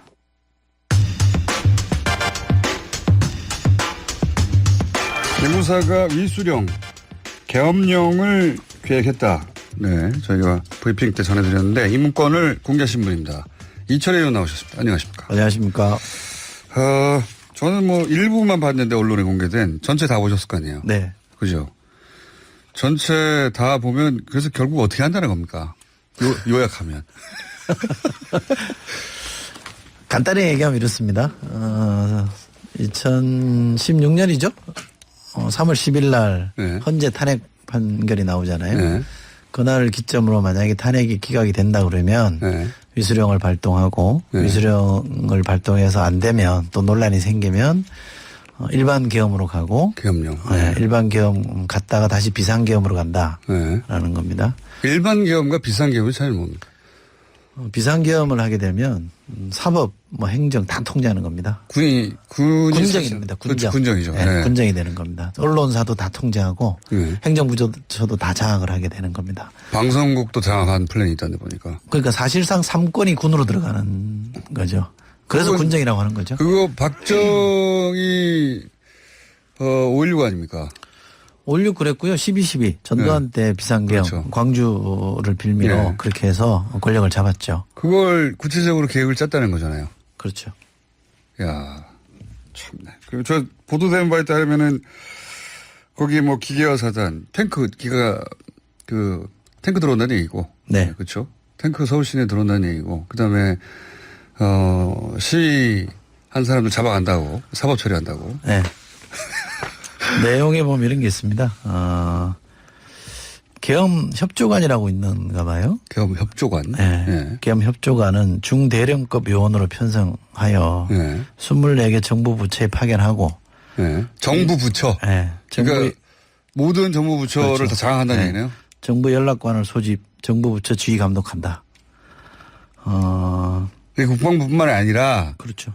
모든 정부 부처를 다 장악한다. 다 대령들이 가가지고 장악한다는 거죠. 네. 계엄사 보도 검열단 및 합수본부 언론대책반을 운영해서 군이 이 작전 저해나 공공유서 침해 내용이 보도되지 않도록 언론을 통제한다. 미친 거 아니에요? 미친 거 진짜. 이게 방송국마다 보도 뭐라고요? 보도 검열단. 보도 검열단. 네. 그다음 합수본부의 언론대책반. 언론대책반. 네. 네. 그러니까 행정부 여기는 이제 입법부에 얘기는 없긴 합니다만 사실상 입법부도 뭐 다 재갈을 물리는 거죠. 그럼 사실상 군장이 되는 거를 지금 기획을 했다는 건데 이분들은 이 안을 짰던 사람들은 헌재가 탄핵을 기각할 걸로 예상을 했던 것 같아요. 그러니까 청와대도 기각을 확신하고 있었다고 하니까 청와대하고 교감이 확실히 있었던 것 같고 그죠? 그렇죠. 네. 기각이 됐을 때 이른바 촛불 시위가 더 이제 격렬해질 거 아닙니까? 네. 더 많이 모여 나올 거고 평화 집회를 저는 했을 거라고 믿습니다만 그럴 경우 어떻게 대처할 거냐에 대한 어마어마한 사람이 길거리에 나올 텐데 그게 이제 뭐 경찰로 되겠냐 안 되니까 우리가 다 장악하자. 그거는 이제 다시 말하면 탄핵 기각이 얼마나 국민 의사에 반하는 조치인지는 알고 있었던 거죠. 그렇죠. 그러니까 건데. 군대를 동원해서 진압해야 된다 이렇게 생각한 거죠.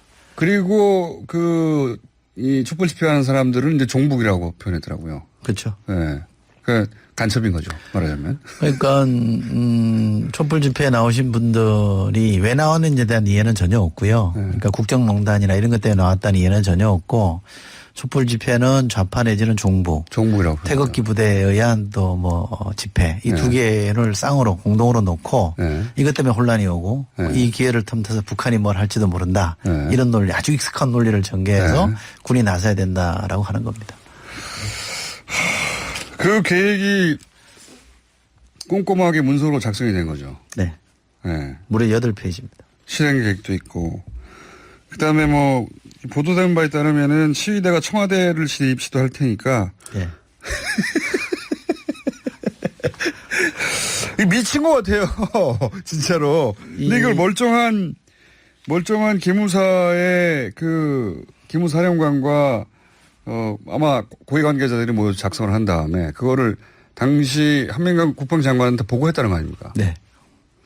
제가 왜 한민구 장관이 이 국방부 내에 법무관리관에게 위수령과 계엄 등 병력 동원할 수 있는 근거에 대해서 좀 따져봐라는 문건을 공개한 적이 있지 그렇죠. 않습니까? 그때 그래가지고 뭐 실행되지 않았는데 뭐 오바다, 그냥 법률 검토만 한 거다. 그래서 SBS, JTBC 뭐 싸우고 막 난리 났었죠. 그렇습니다. 그런데 그게 이제 2월 24일 날 문건입니다. 이번에 발견된 문건, 제가 공개한 문건은 3월 문건이거든요. 그럼 이제 유출을 해보면 장관이 법무관리관에게 법률 검토를 엄밀하게 시키고 그걸 가지고 기무사에다가 구체적 안을 만들어봐라. 그렇죠. 그렇게 지시했을 가능성이 있는 거죠.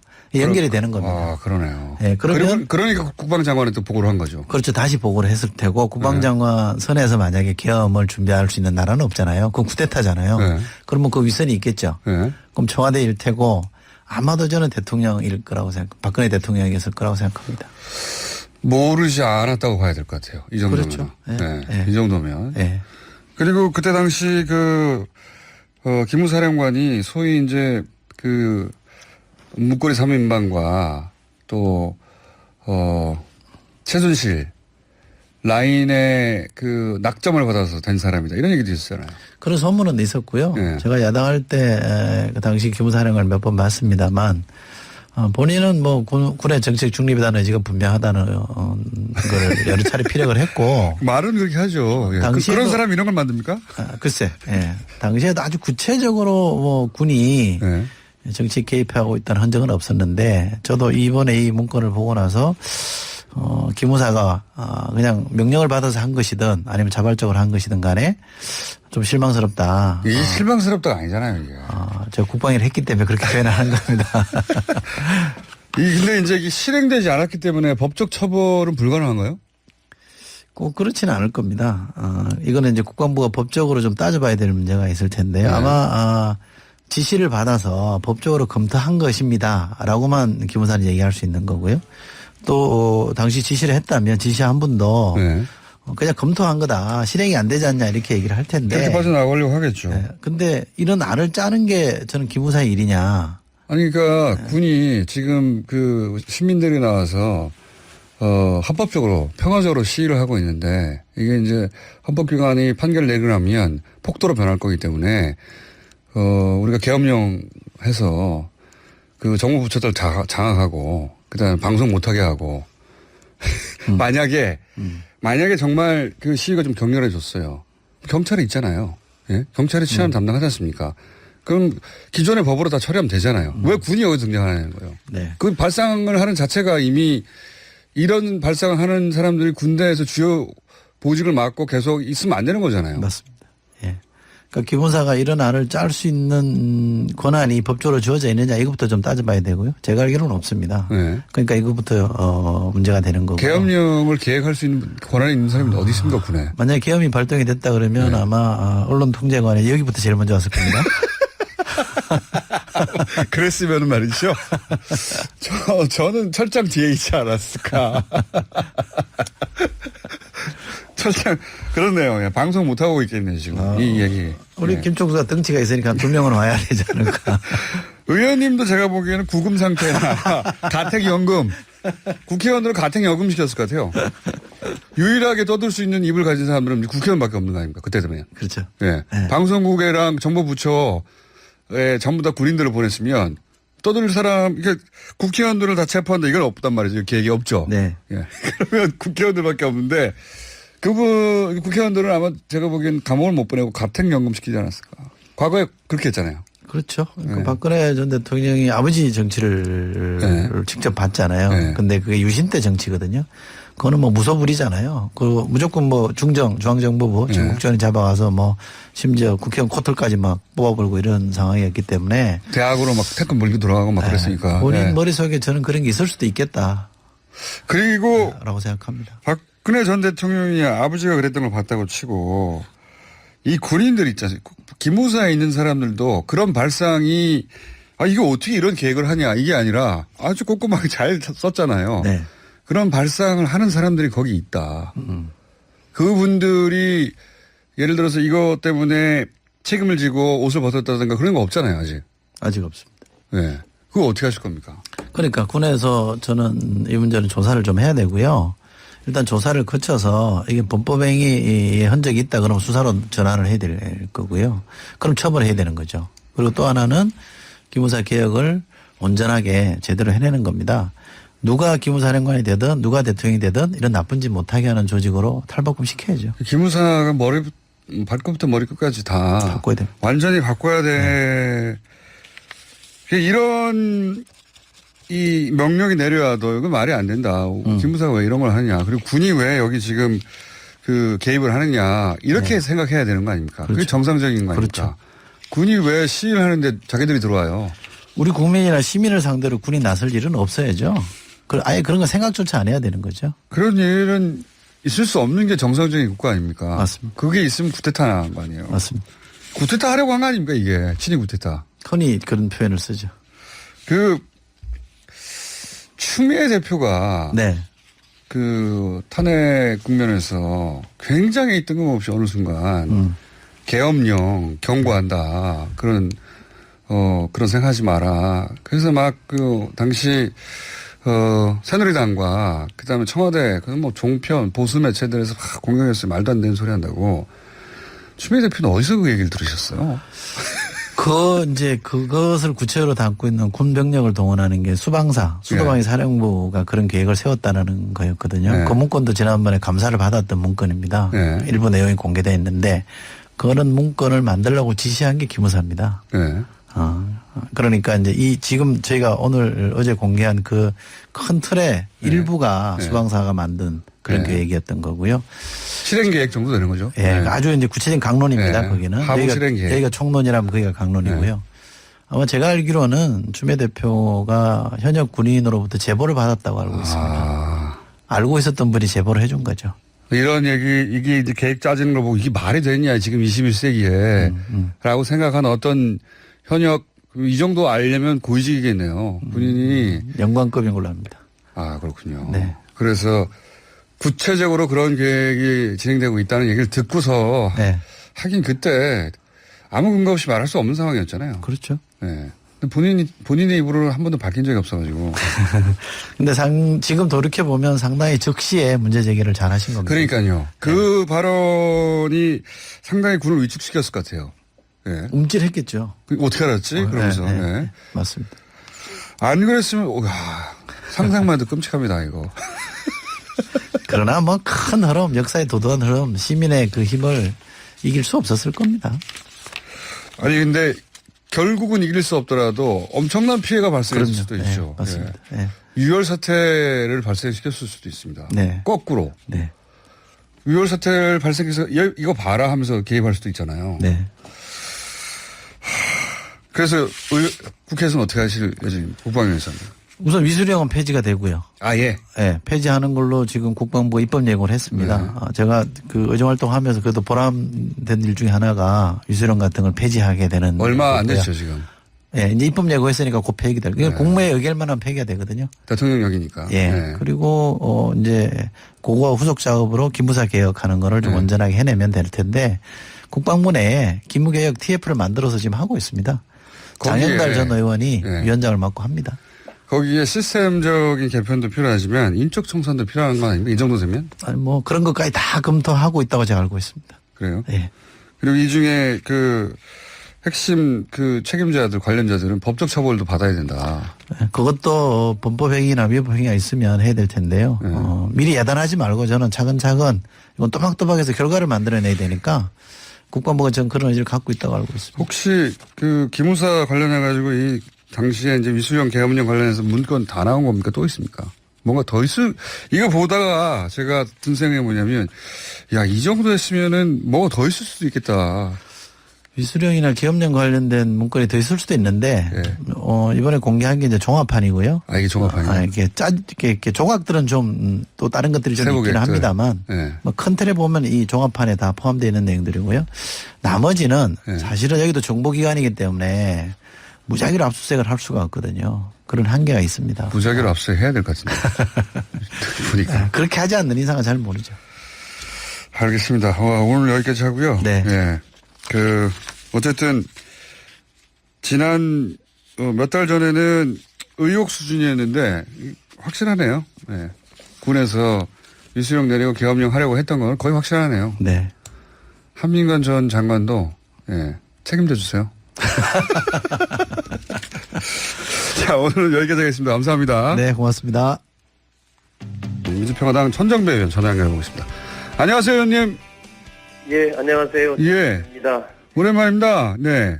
예, 오랜만에. 저도 어제 보도 보고 알게 됐는데 지금 기무사가 그 참사 당일부터 선사 청해진 의원하고 전화 문자를 주고받았다. 예, 뭐 당일 정도가 아니죠. 아직 세월호가 침몰하기도 전에 무슨 전화하고 했잖아요. 세월호가 침몰하기도 전에 전화한 내용이 예. 그래요? 10시 42분. 당일날 10시 42분에 기무사의 이모 씨가 청해진 쪽에 조모 씨한테 전화를 42분이면 사고 발생한 직후긴 한데 완전 침몰하기 전이죠. 예. 그렇습니다. 예. 그 혹시 전화 내용은 파악이 됐습니까?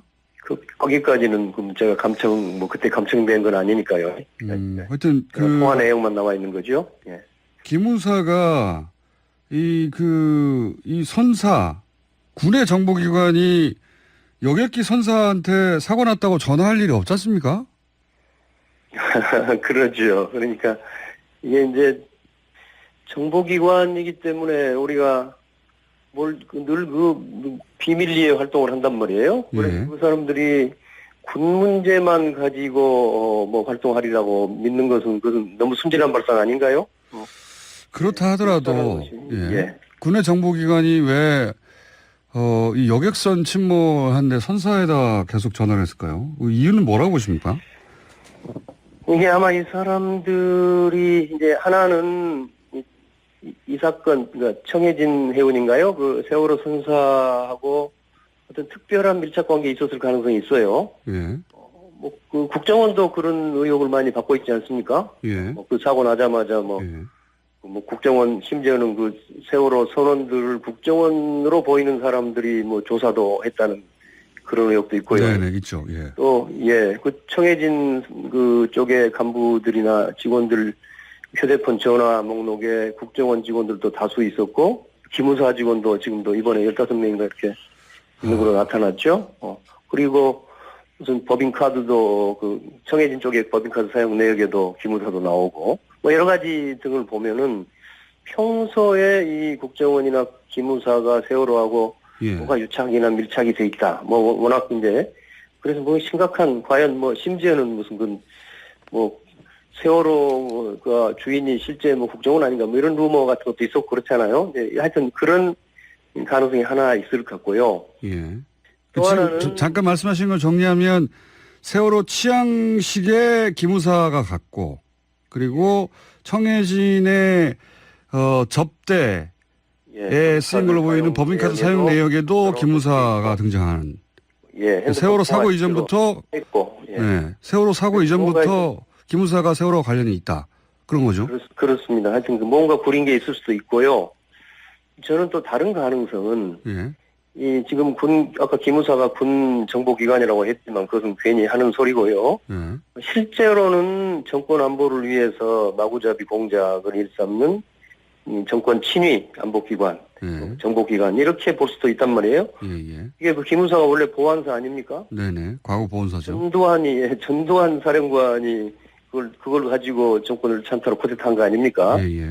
그래서 그 뒤로도 수십 년 동안 여러 증거들이 있었죠. 윤석양, 이병의 양심선언 이제는 거의 잊혀졌을 것 같습니다만 민간인 대량 사찰했다는 선언도 있었고요. 또 몇 달 전에 이철희 의원이 공개한 자료를 보면은 그 광우병 촛불 시위 당시에 그러니까 MB 이명박 대통령 당시죠. 그때 기무사가 청와대에 비노출 특수 민간팀을 운영하자 이런 건의를 했다고 하지요. 그래서 그때 MB 입장에서는 국정원 역량에 좀 그 광우병 촛불을 대처하는 국정원 역량에 좀 불만이 있어서 기무사를 정권 친위대로 삼았던 것이 아닌가 하는 그런 의심도 있지요. 그러고도 심지어는 조선대 총장 선거에 개입하고자 교수 이메일을 해킹했다는 소식도 있어요. 2011년의 이야기입니다. 이런 것들을 볼 때 세월호 참사 같은 그런 좀 사회적 파장이 있는 사건이 생기면은 무조건 기무사가 들어가서 그걸 자기들도 정보도 수집하고 공작도 하고 하는 것이 그 사람들의 일상 업무가 됐던 거 아닌가 이렇게 의심할 수 있습니다. 지금 말씀하신 거는 이제 사고가 발생했는데 이 참사 규모가 크니까 정권에 부정적 영향을 미칠까봐 친위대로서 그런 활동을 한 게 아니겠냐 이렇게 이제 해석을 하신 건데 그거는 그렇게 해석한다 하더라도 아예 사고가 발생하기 전인 취향식 때 여객선 취향식에 왜 기무사가 가냐 이겁니다. 그러니까요. 그것은 군하고 무슨 관련이 있다고도 할 수 있겠는데 하여튼 그건 순진한 발상일 수 있고요. 어쨌든 거기 세월호에 제주 해군기지로 가는 말하자면 군수용 철근인가요?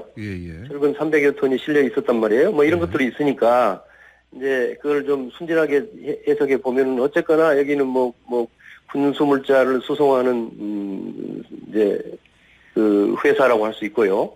그러니까 또 꼭 세월호가 아니고도 세월호의 선사인 그 청해진 해운이 다른 또 인천에서 어디 섬 다니는 뭐 있던데 다른 선박과 관련해서 무슨 협정도 맺고 이런 게 있어요. 그러니까 아마 순진하고 좋게 봐준다면 그런 군하고 관련된 일에 평소에 정보를 수집하고 했던 거 아닌가 할 수도 있는데요. 아마 그러지 않을 겁니다. 예.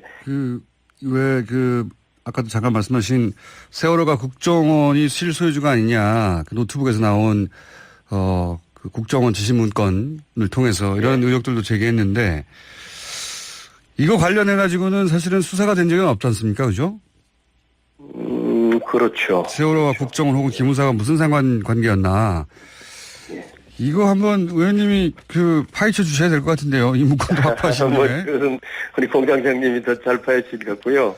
역시 이 수사기관이 나서야 되겠죠. 네, 그리고 그것부터 수사한다고 할 수는 없고 지금 이런 의혹들, 기무사의 여러 개입 의혹들, 또 국정원의 의혹들, 또 세월호 사건 자체에 대한 여러 앞으로도 또 수사, 조사 이런 것들이 이제 예정돼 있지 않습니까? 그것들을 열심히 그야말로 성역 없이 하다 보면은 여러 가지 이제 더 심층적으로 파고들 수 있고 이렇게 되겠죠. 그래서 우선은 이런 문제들을 확실하게 규명하겠다는 단호한 의지가 필요할 것 같고요.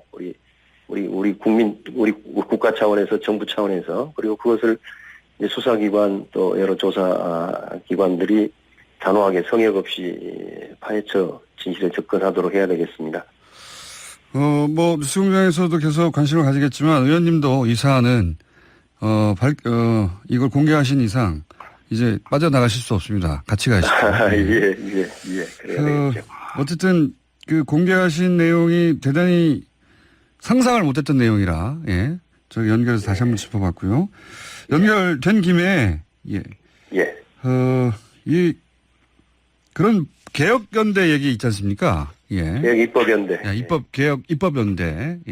라고. 그래서 지금, 소위 이제 범여건으로 한 157석 묶어서 지금 막혀있는 개혁 법안들 통과시키자. 그게 필요하다고 보십니까?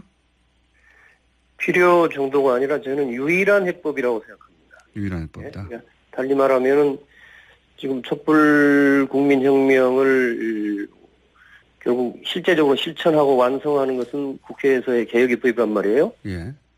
개혁입법인데 지난 문재인 정부 출범 이후에 1년이 넘었는데 개혁입법은 단 한 건도 지금 성사되지 못했습니다. 그렇죠. 통과되지 못했죠. 그런데 그렇습니다. 그럼 이대로 간다면 그 이유가 뭔지 다 아시지 않습니까?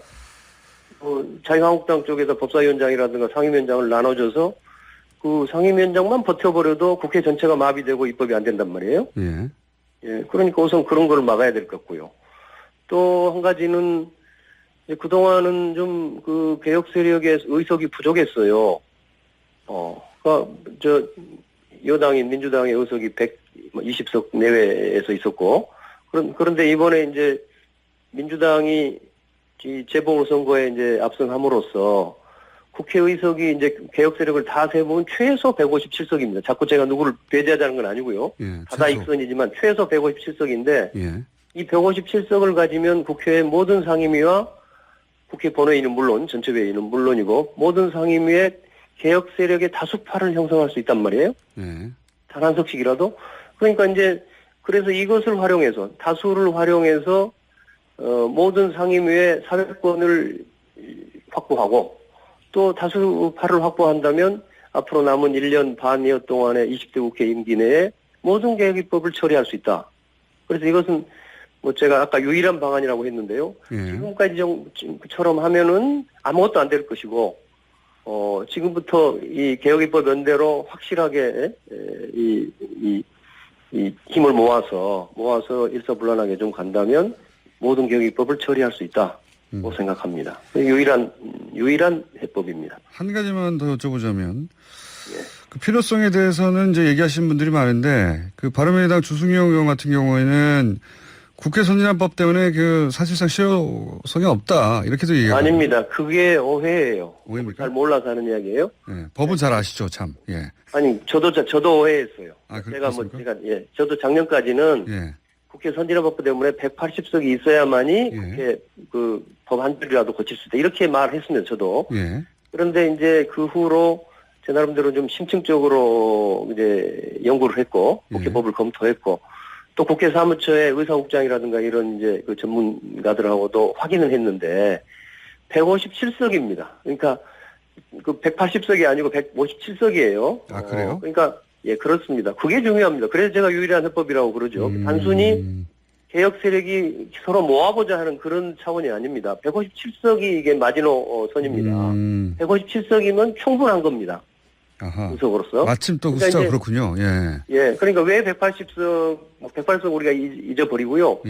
그러니까 소수파한테 여러 가지 뭐 필리버스터, 뭐 지연책을 준 것이 지금 선진화법이기는 합니다. 그런데 그 법을 이제 심층 검토해 보면요, 소수파가 완전히 법을 무산시킬 수 있는 것은 아니고 지연만 시킬 수 있습니다. 공장장님 잘 아시겠지만 전에 그 필리버스터 있었잖아요, 테러방지법 때. 그런데 필리버스터도 그 회기, 당의 회기가 끝나면 필리버스터가 자동 종료입니다. 예, 그렇죠. 그럼 그 다음 회기에서는 제일 첫 번째 안건으로 처리하게 돼 있어요. 자동으로 올라가게 돼 있죠. 예. 그렇습니다. 또 뭐 상임위원회에서 안건조정위원회라는 걸 만들 수 있는데 그것도 90일간 지연할 수 있을 뿐이에요. 그러니까 종합해서 소수파가 아무리 열심히 하더라도 지연할 수 있는 방법은 4, 5개월 정도의 시간을 지연할 수 있는 것뿐입니다. 그런데 앞으로 국회가 1년 반, 2년 남았기 때문에 그렇죠, 지금부터 개혁입법연대를 만들면 다 그것을 넘어설 수 있다고 보는 겁니다. 더 문제는 뭐냐 그러면요. 예컨대 자유한국당의 법사위원장을 떼주고 그 법사위원장이 사회에 협조하지 않는 한 그것은 영원히 아무 법도 처리 못합니다. 지금까지는 그렇습니다. 예, 직권상정 권한이 없어졌기 때문에. 그러니까 말하자면 국회의장이 상임위에 있는 법을 본회의로 직접 끌어올 수 있는 수단이 없어졌기 때문에 그것은 불가능합니다. 그러니까 다시 말씀드리면 의석으로는 157석이면은 뒤집어 쓰는 의석이고요. 예. 그리고 문제는 상임위원장을 법사위원장. 수 없는 법사위원장뿐 아니면 다른 사람 마찬가지죠. 예컨대 경찰법이면은요. 행정안전위원회에서 먼저 통과하고 법사위 간단 말이에요. 그렇죠. 그럼 행정안전위원장이 그 거부해버리면 아무것도 안 되는 거죠. 그러니까 국회에 18개 상임위원회, 아까 정보위원회도 지금 국정원 문제는 정보위원회 소관 아닙니까? 예, 정보위원회는 조금 특수하긴 하지만 겸이면 어쨌든 그 정보위원회까지 포함해서 18개 상임위원회가 있는데요. 157석이면 그 18개 상임위원장을 모두 다 개혁 세력으로 채울 수 있는 의석입니다. 그렇군요. 설명을 듣다 보니까 157석이 굉장히 파워풀한 숫자네요, 이게. 그렇습니다. 알겠습니다. 오늘은 준비된 시간이 여기까지밖에 없는데 이 문제를 한 번 더 다룰 테니까 그때 다시 한번 직접 나와주시거나 해서 토론 한번 해야 될 것 같습니다. 예. 알겠습니다. 오늘 말씀 감사합니다. 예, 감사합니다. 네, 지금까지 민주평화당 천정배 의원이었습니다. 가성비 타이어 안전운전의 동반자 비투어 타이어 협찬 서울 토피스 제공 8시 43분 교통정보입니다. 서울 외곽순환고속도로 구리에서 판교 방면으로 구리 남양주요금소에서 상일까지 또 광암터널에서 서하남 사이와 성남 부근 2km 정도 정체입니다. 북부간선도로는 구리에서 종암 쪽으로 묵동나들목부터 하월곡 램프까지 또 반대 구리 쪽으로는 월릉분기점에서 신내 나들목까지 각각 시속 20-30km 정도로 이동하고 있고요. 내부순환로는 성산 쪽으로 이제 홍은램프에서 성산램프까지 밀립니다. 가성비 타이어 안전운전의 동반자 비투어 타이어 협찬이었습니다.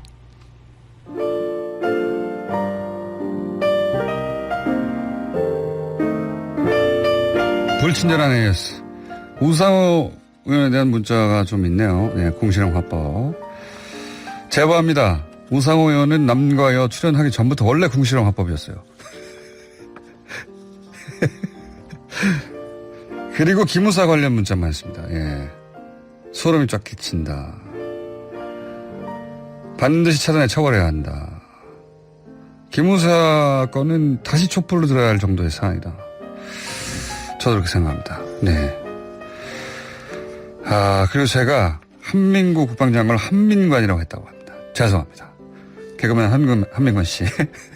한민구 장관을 한민관으로 제가 잘못 말했습니다. 한민관 씨 얼굴은 아시죠? 예. 여기까지 하겠습니다.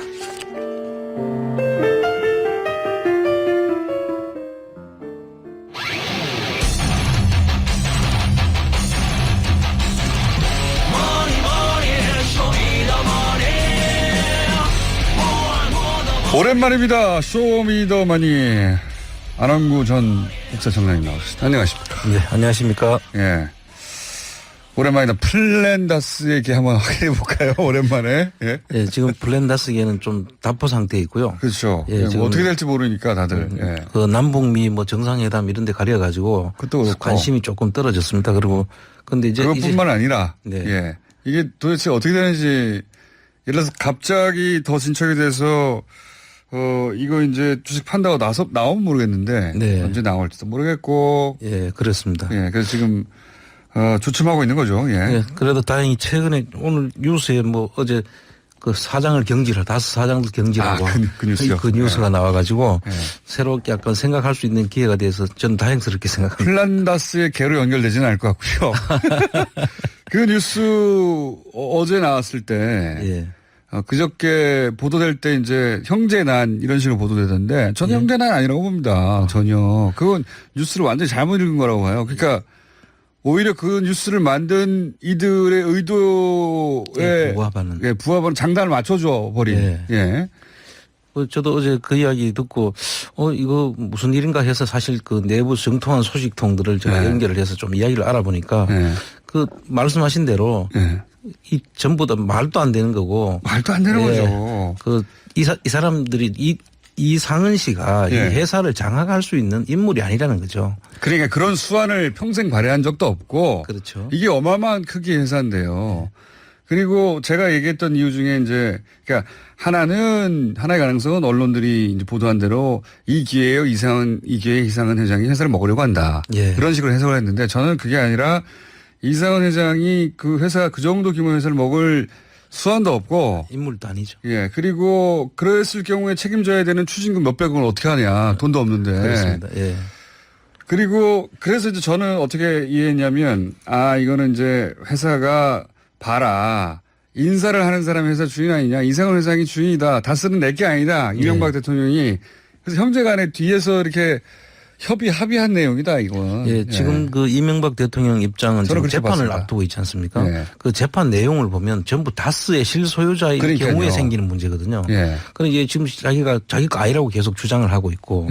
그 실소유주가 되면은 그 횡령하고 뇌물죄가 바로 직접적으로 연관되는 그런 문제가 있기 때문에 횡령과 뇌물죄를 면하기 위해서는 봐라, 이거 정말 내 게 아니다. 라고 하는 걸 보여줘야 되니까. 외부용이죠, 사실은. 그 너무나 당연히 그렇게 해석해야 된다고 저는 생각하는데 왜 또 그렇게 생각했냐면 또 한 가지는 사실은 이상한 회장은 거기서 소일거리 삼아 회사를 나갔다는 것이 당시 내부자들의 증언이고 그나마 일을 한 것은 이상한 회장의 아들이었지 않습니까? 그렇습니다. 그리고 이 회사의 경영권에 대해서 관심이 있고 한번 자기가 경영을 해보겠다고 한 사람도 그 아들 이동영 씨지 않습니까? 그러니까요. 그런데 5분의 인사에 보면 이동영 씨는 어느 곳에도 안 보이죠. 그러니까 만약에 진짜로 회사를 장악하려고 했다면 이동영 씨를 사장으로 여기다 꽂거나 실질적인 권한을 행사할 수 있는 자리에 보냈다면 한번 생각해 볼 만하죠. 그러니까요. 이동영 씨는 안 나타났어요. 그렇습니다. 전혀. 그저 사장 인사를 냈더니 그 원래 이명박 전 대통령의 그 측근인 기존 사장이 받아들일 수 없다 뭐 이런 걸 사내 게시판에 또 올렸어요. 사내 게시판에. 예, 근데 그 사내 게시판에 올린 것도 참 아이러니한 게 이상은 씨가 그 비상대책위원회를 만들어서 이상은 씨를 만들도록 해줬다는 거예요. 그 앞에. 그 2월 3월 달에 그런 조치를 했는데요. 근데 그때 그 만들어주고 지금 자기가 이제 쫓겨나는 만약에 신세라면은 그렇게 만들어줬을 리도 없고. 그리고 이상은 씨한테 했는 조치를 보면 옛날에 그 200만 원, 300만 원 카드 썼다고 그거를 누가 썼냐고 카드를 왜 썼냐고 하고 그랬다는 거 아닙니까? 회장인데 카드 몇백만 원 썼다고 혼났다는 거 아닙니까? 예, 그 혼낸 사람이 강경호 씨거든요. 혼낸 사람이. 근데 그 혼낸 사람이 지금 이제 쫓겨나는데 그 소극적으로 지금 사내 게시판에 글을 올렸다는 거 아닙니까? 그러니까 이건 말도 안 되는 것이고요. 이동영 씨 인사도 전혀 없는 거죠, 지금. 이동영 씨 인사 전혀 없고. 그다음에 4월 달부터 사실은 그 이상은 씨가 출근을 했답니다. 실제 그전에는 거의 출근도 안 하다가. 그렇죠. 마사지 받으셨다고 알려져 있는데. 그러니까 그 내부적으로 보니까 이제 출근하는 게 4월 달이었다면 그 전까지는 거의 회사에 손을 놓고 있었던 거고 외부적으로 이제 이상은 체제로 보이게 하기 위해서 이제 출근을 하는 걸로 알고 있습니다. 지금. 그러니까요. 만약에 이제 이명박 전 대통령이 지금 받고 있는 혐의를 벗어나려면 다스 회사는 내게 아니라고 지금도 주장하고 있는데 봐라 내게 아니지 하고 하는 뭐 그런 정황이 필요한데 그런 정황을 만들고 있는 중이다 이렇게 해석해야지 그게 맞는 거죠. 근접한 거라고 저는 보거든요. 진실에. 예. 그 이게 또 이명박 대통령 재판 자체가 이거 정치적 재판의 성격이 강하잖아요. 네. 그러니까 어쨌든 자기도 그렇게 주장을 하고 여론전을 이제 정치적 재판에 있어서는 여론이 상당히 중요할 텐데 이 여론을 끌고 가기 위한 무슨 내용을 만들어야 되고 자기 주장하는 바에 부합되는 뭐를 만들어야 되는데 그걸 하기 위해서 이제 이런 내가 볼 때는 쇼를 지금 벌인 거 아닌가. 그 다스 내부자들이 좀 있지 않습니까? 예. 예. 그분들하고도 그 연락이 좀 닿으시죠? 예. 좀 어제 급히 전부 다 수배를 해서 한번 좀 이야기를 들어보니까 뭐라고 합니까? 뭐 그런 게 보는 게 정확하다. 아니 그 이야기 이거를 그 이상은 씨의 그 작품이라고 보는 사람은 아무도 없다. 다스네. 예. 예. 아니, 그러니까요. 이상원 회장이 다스 역사상, 다스의 중요한 결정에 관여한 바가 전혀 없다는 거 아닙니까? 그렇습니다. 예. 회사가 어떻게 돌아가는지도 모른다고 하는데, 갑자기 사장을 바꾸고 내가 회사를 접수하겠어. 이렇게 나온다는 자체를 다스에 있는 모든 사람들이 저건 이상원 회장이 하는 게 아니야. 라고 받아들인다는. 예. 그러니까요. 제가 그런 보도할 때 그냥 다스에 그 기존에 언론에 알려진 내부자들도 있지 않습니까? 그렇습니다. 그분들한테 연락해서 물어보면 될 거를. 그 이제 이 보도하는 언론한테 제가 한 말씀 드리자면 사실 이런 케이스에는 그 당사자가 지금 해임 당하는 사람이 지금 내부적으로 사내 게시판에 불만의 글을 올리고 원천 무효라고 주장을 한다면 사내 게시판 글도 보셨어요? 예. 여기 있네요. 예. 아주 뭐 몇 줄 썼네요, 그냥. 예. 예, 그렇게 했다면 사실은 이 보도하는 기자라면 이 불만을 터뜨리고 있는 강경호 사장을 한번 만나가지고 인터뷰라도 해야죠. 이 과정이 어떻게 됐고 왜 불만인지 이거 누구 거길래 당신이 여기서 배제될 수밖에 없는지에 대한 이야기를 물어봤으면은 이런 타이틀로 제목으로 기사가 나오지는 않았을 거다. 형제의 난이라고 기사가 나온 순간 저는 이게 왜 형제의 난이라고 이명박 전 대통령의 뭐랄까요 어떤 플레이에 같이 보조를 맞춰주나 저는 그런 생각이 들었거든요. 자, 저도 그렇게 생각을 하고 그리고 지금 다스 내부에서도 이게 이상한 회장의 작품이 아니라 그 뒤에 다른 사람이 있을 것이다라고. 다른 사람은 뭐 MB 쪽이겠죠. 그러겠습니다. 라고 생각한다. 물론 뭐 저희도 의혹입니다만, 훨씬 이쪽이 더 개연성이 있다고 지금 생각이 들어서 지금 말씀드리는 것이고. 만약에 그 보도 내용대로라면은 안 맞는 내용들이 너무 많죠. 어떤 사실이 이루어지려 그러면은 그 보도가 중간중간이 사실 다 맞아져야 되는 건데 이게 지금 앞뒤가 하나도 안 맞는 그런 내용이라고 봐야 됩니다. 만약에 이게 플랜다스 걔가 이렇게 이명박 전 대통령이 구금되기 전에 그리고 또 사실 돈이 다 모였어도 팔아야지 사죠. 그렇습니다. 돈이 다 모였었어도 못 사긴 했을 텐데.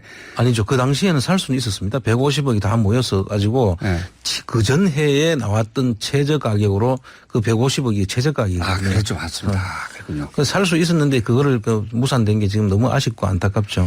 그게 만약에 그게 간발의 차를 놓친 거라고 보이는데 저는 샀더라면 이 소액주주로서 실소유주 규명하기 위해서 감사 선임해가지고 뭐 그런 거 하시죠. 예, 대표이사 지금 바꿀 때도 사실은 주총을 열어야 되지 않습니까?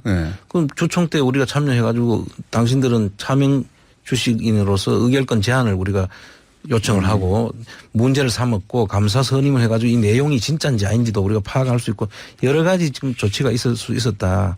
그래서 너무 지금 그때 못 산 것이 너무 안타까운 지금. 제가 모이자마자 바로 사자고 그랬잖아요. 그때 저로서도 어쩔 수 없는 사정이 있었지 않습니까? 하여튼 지나간 일인데 안타깝긴 합니다.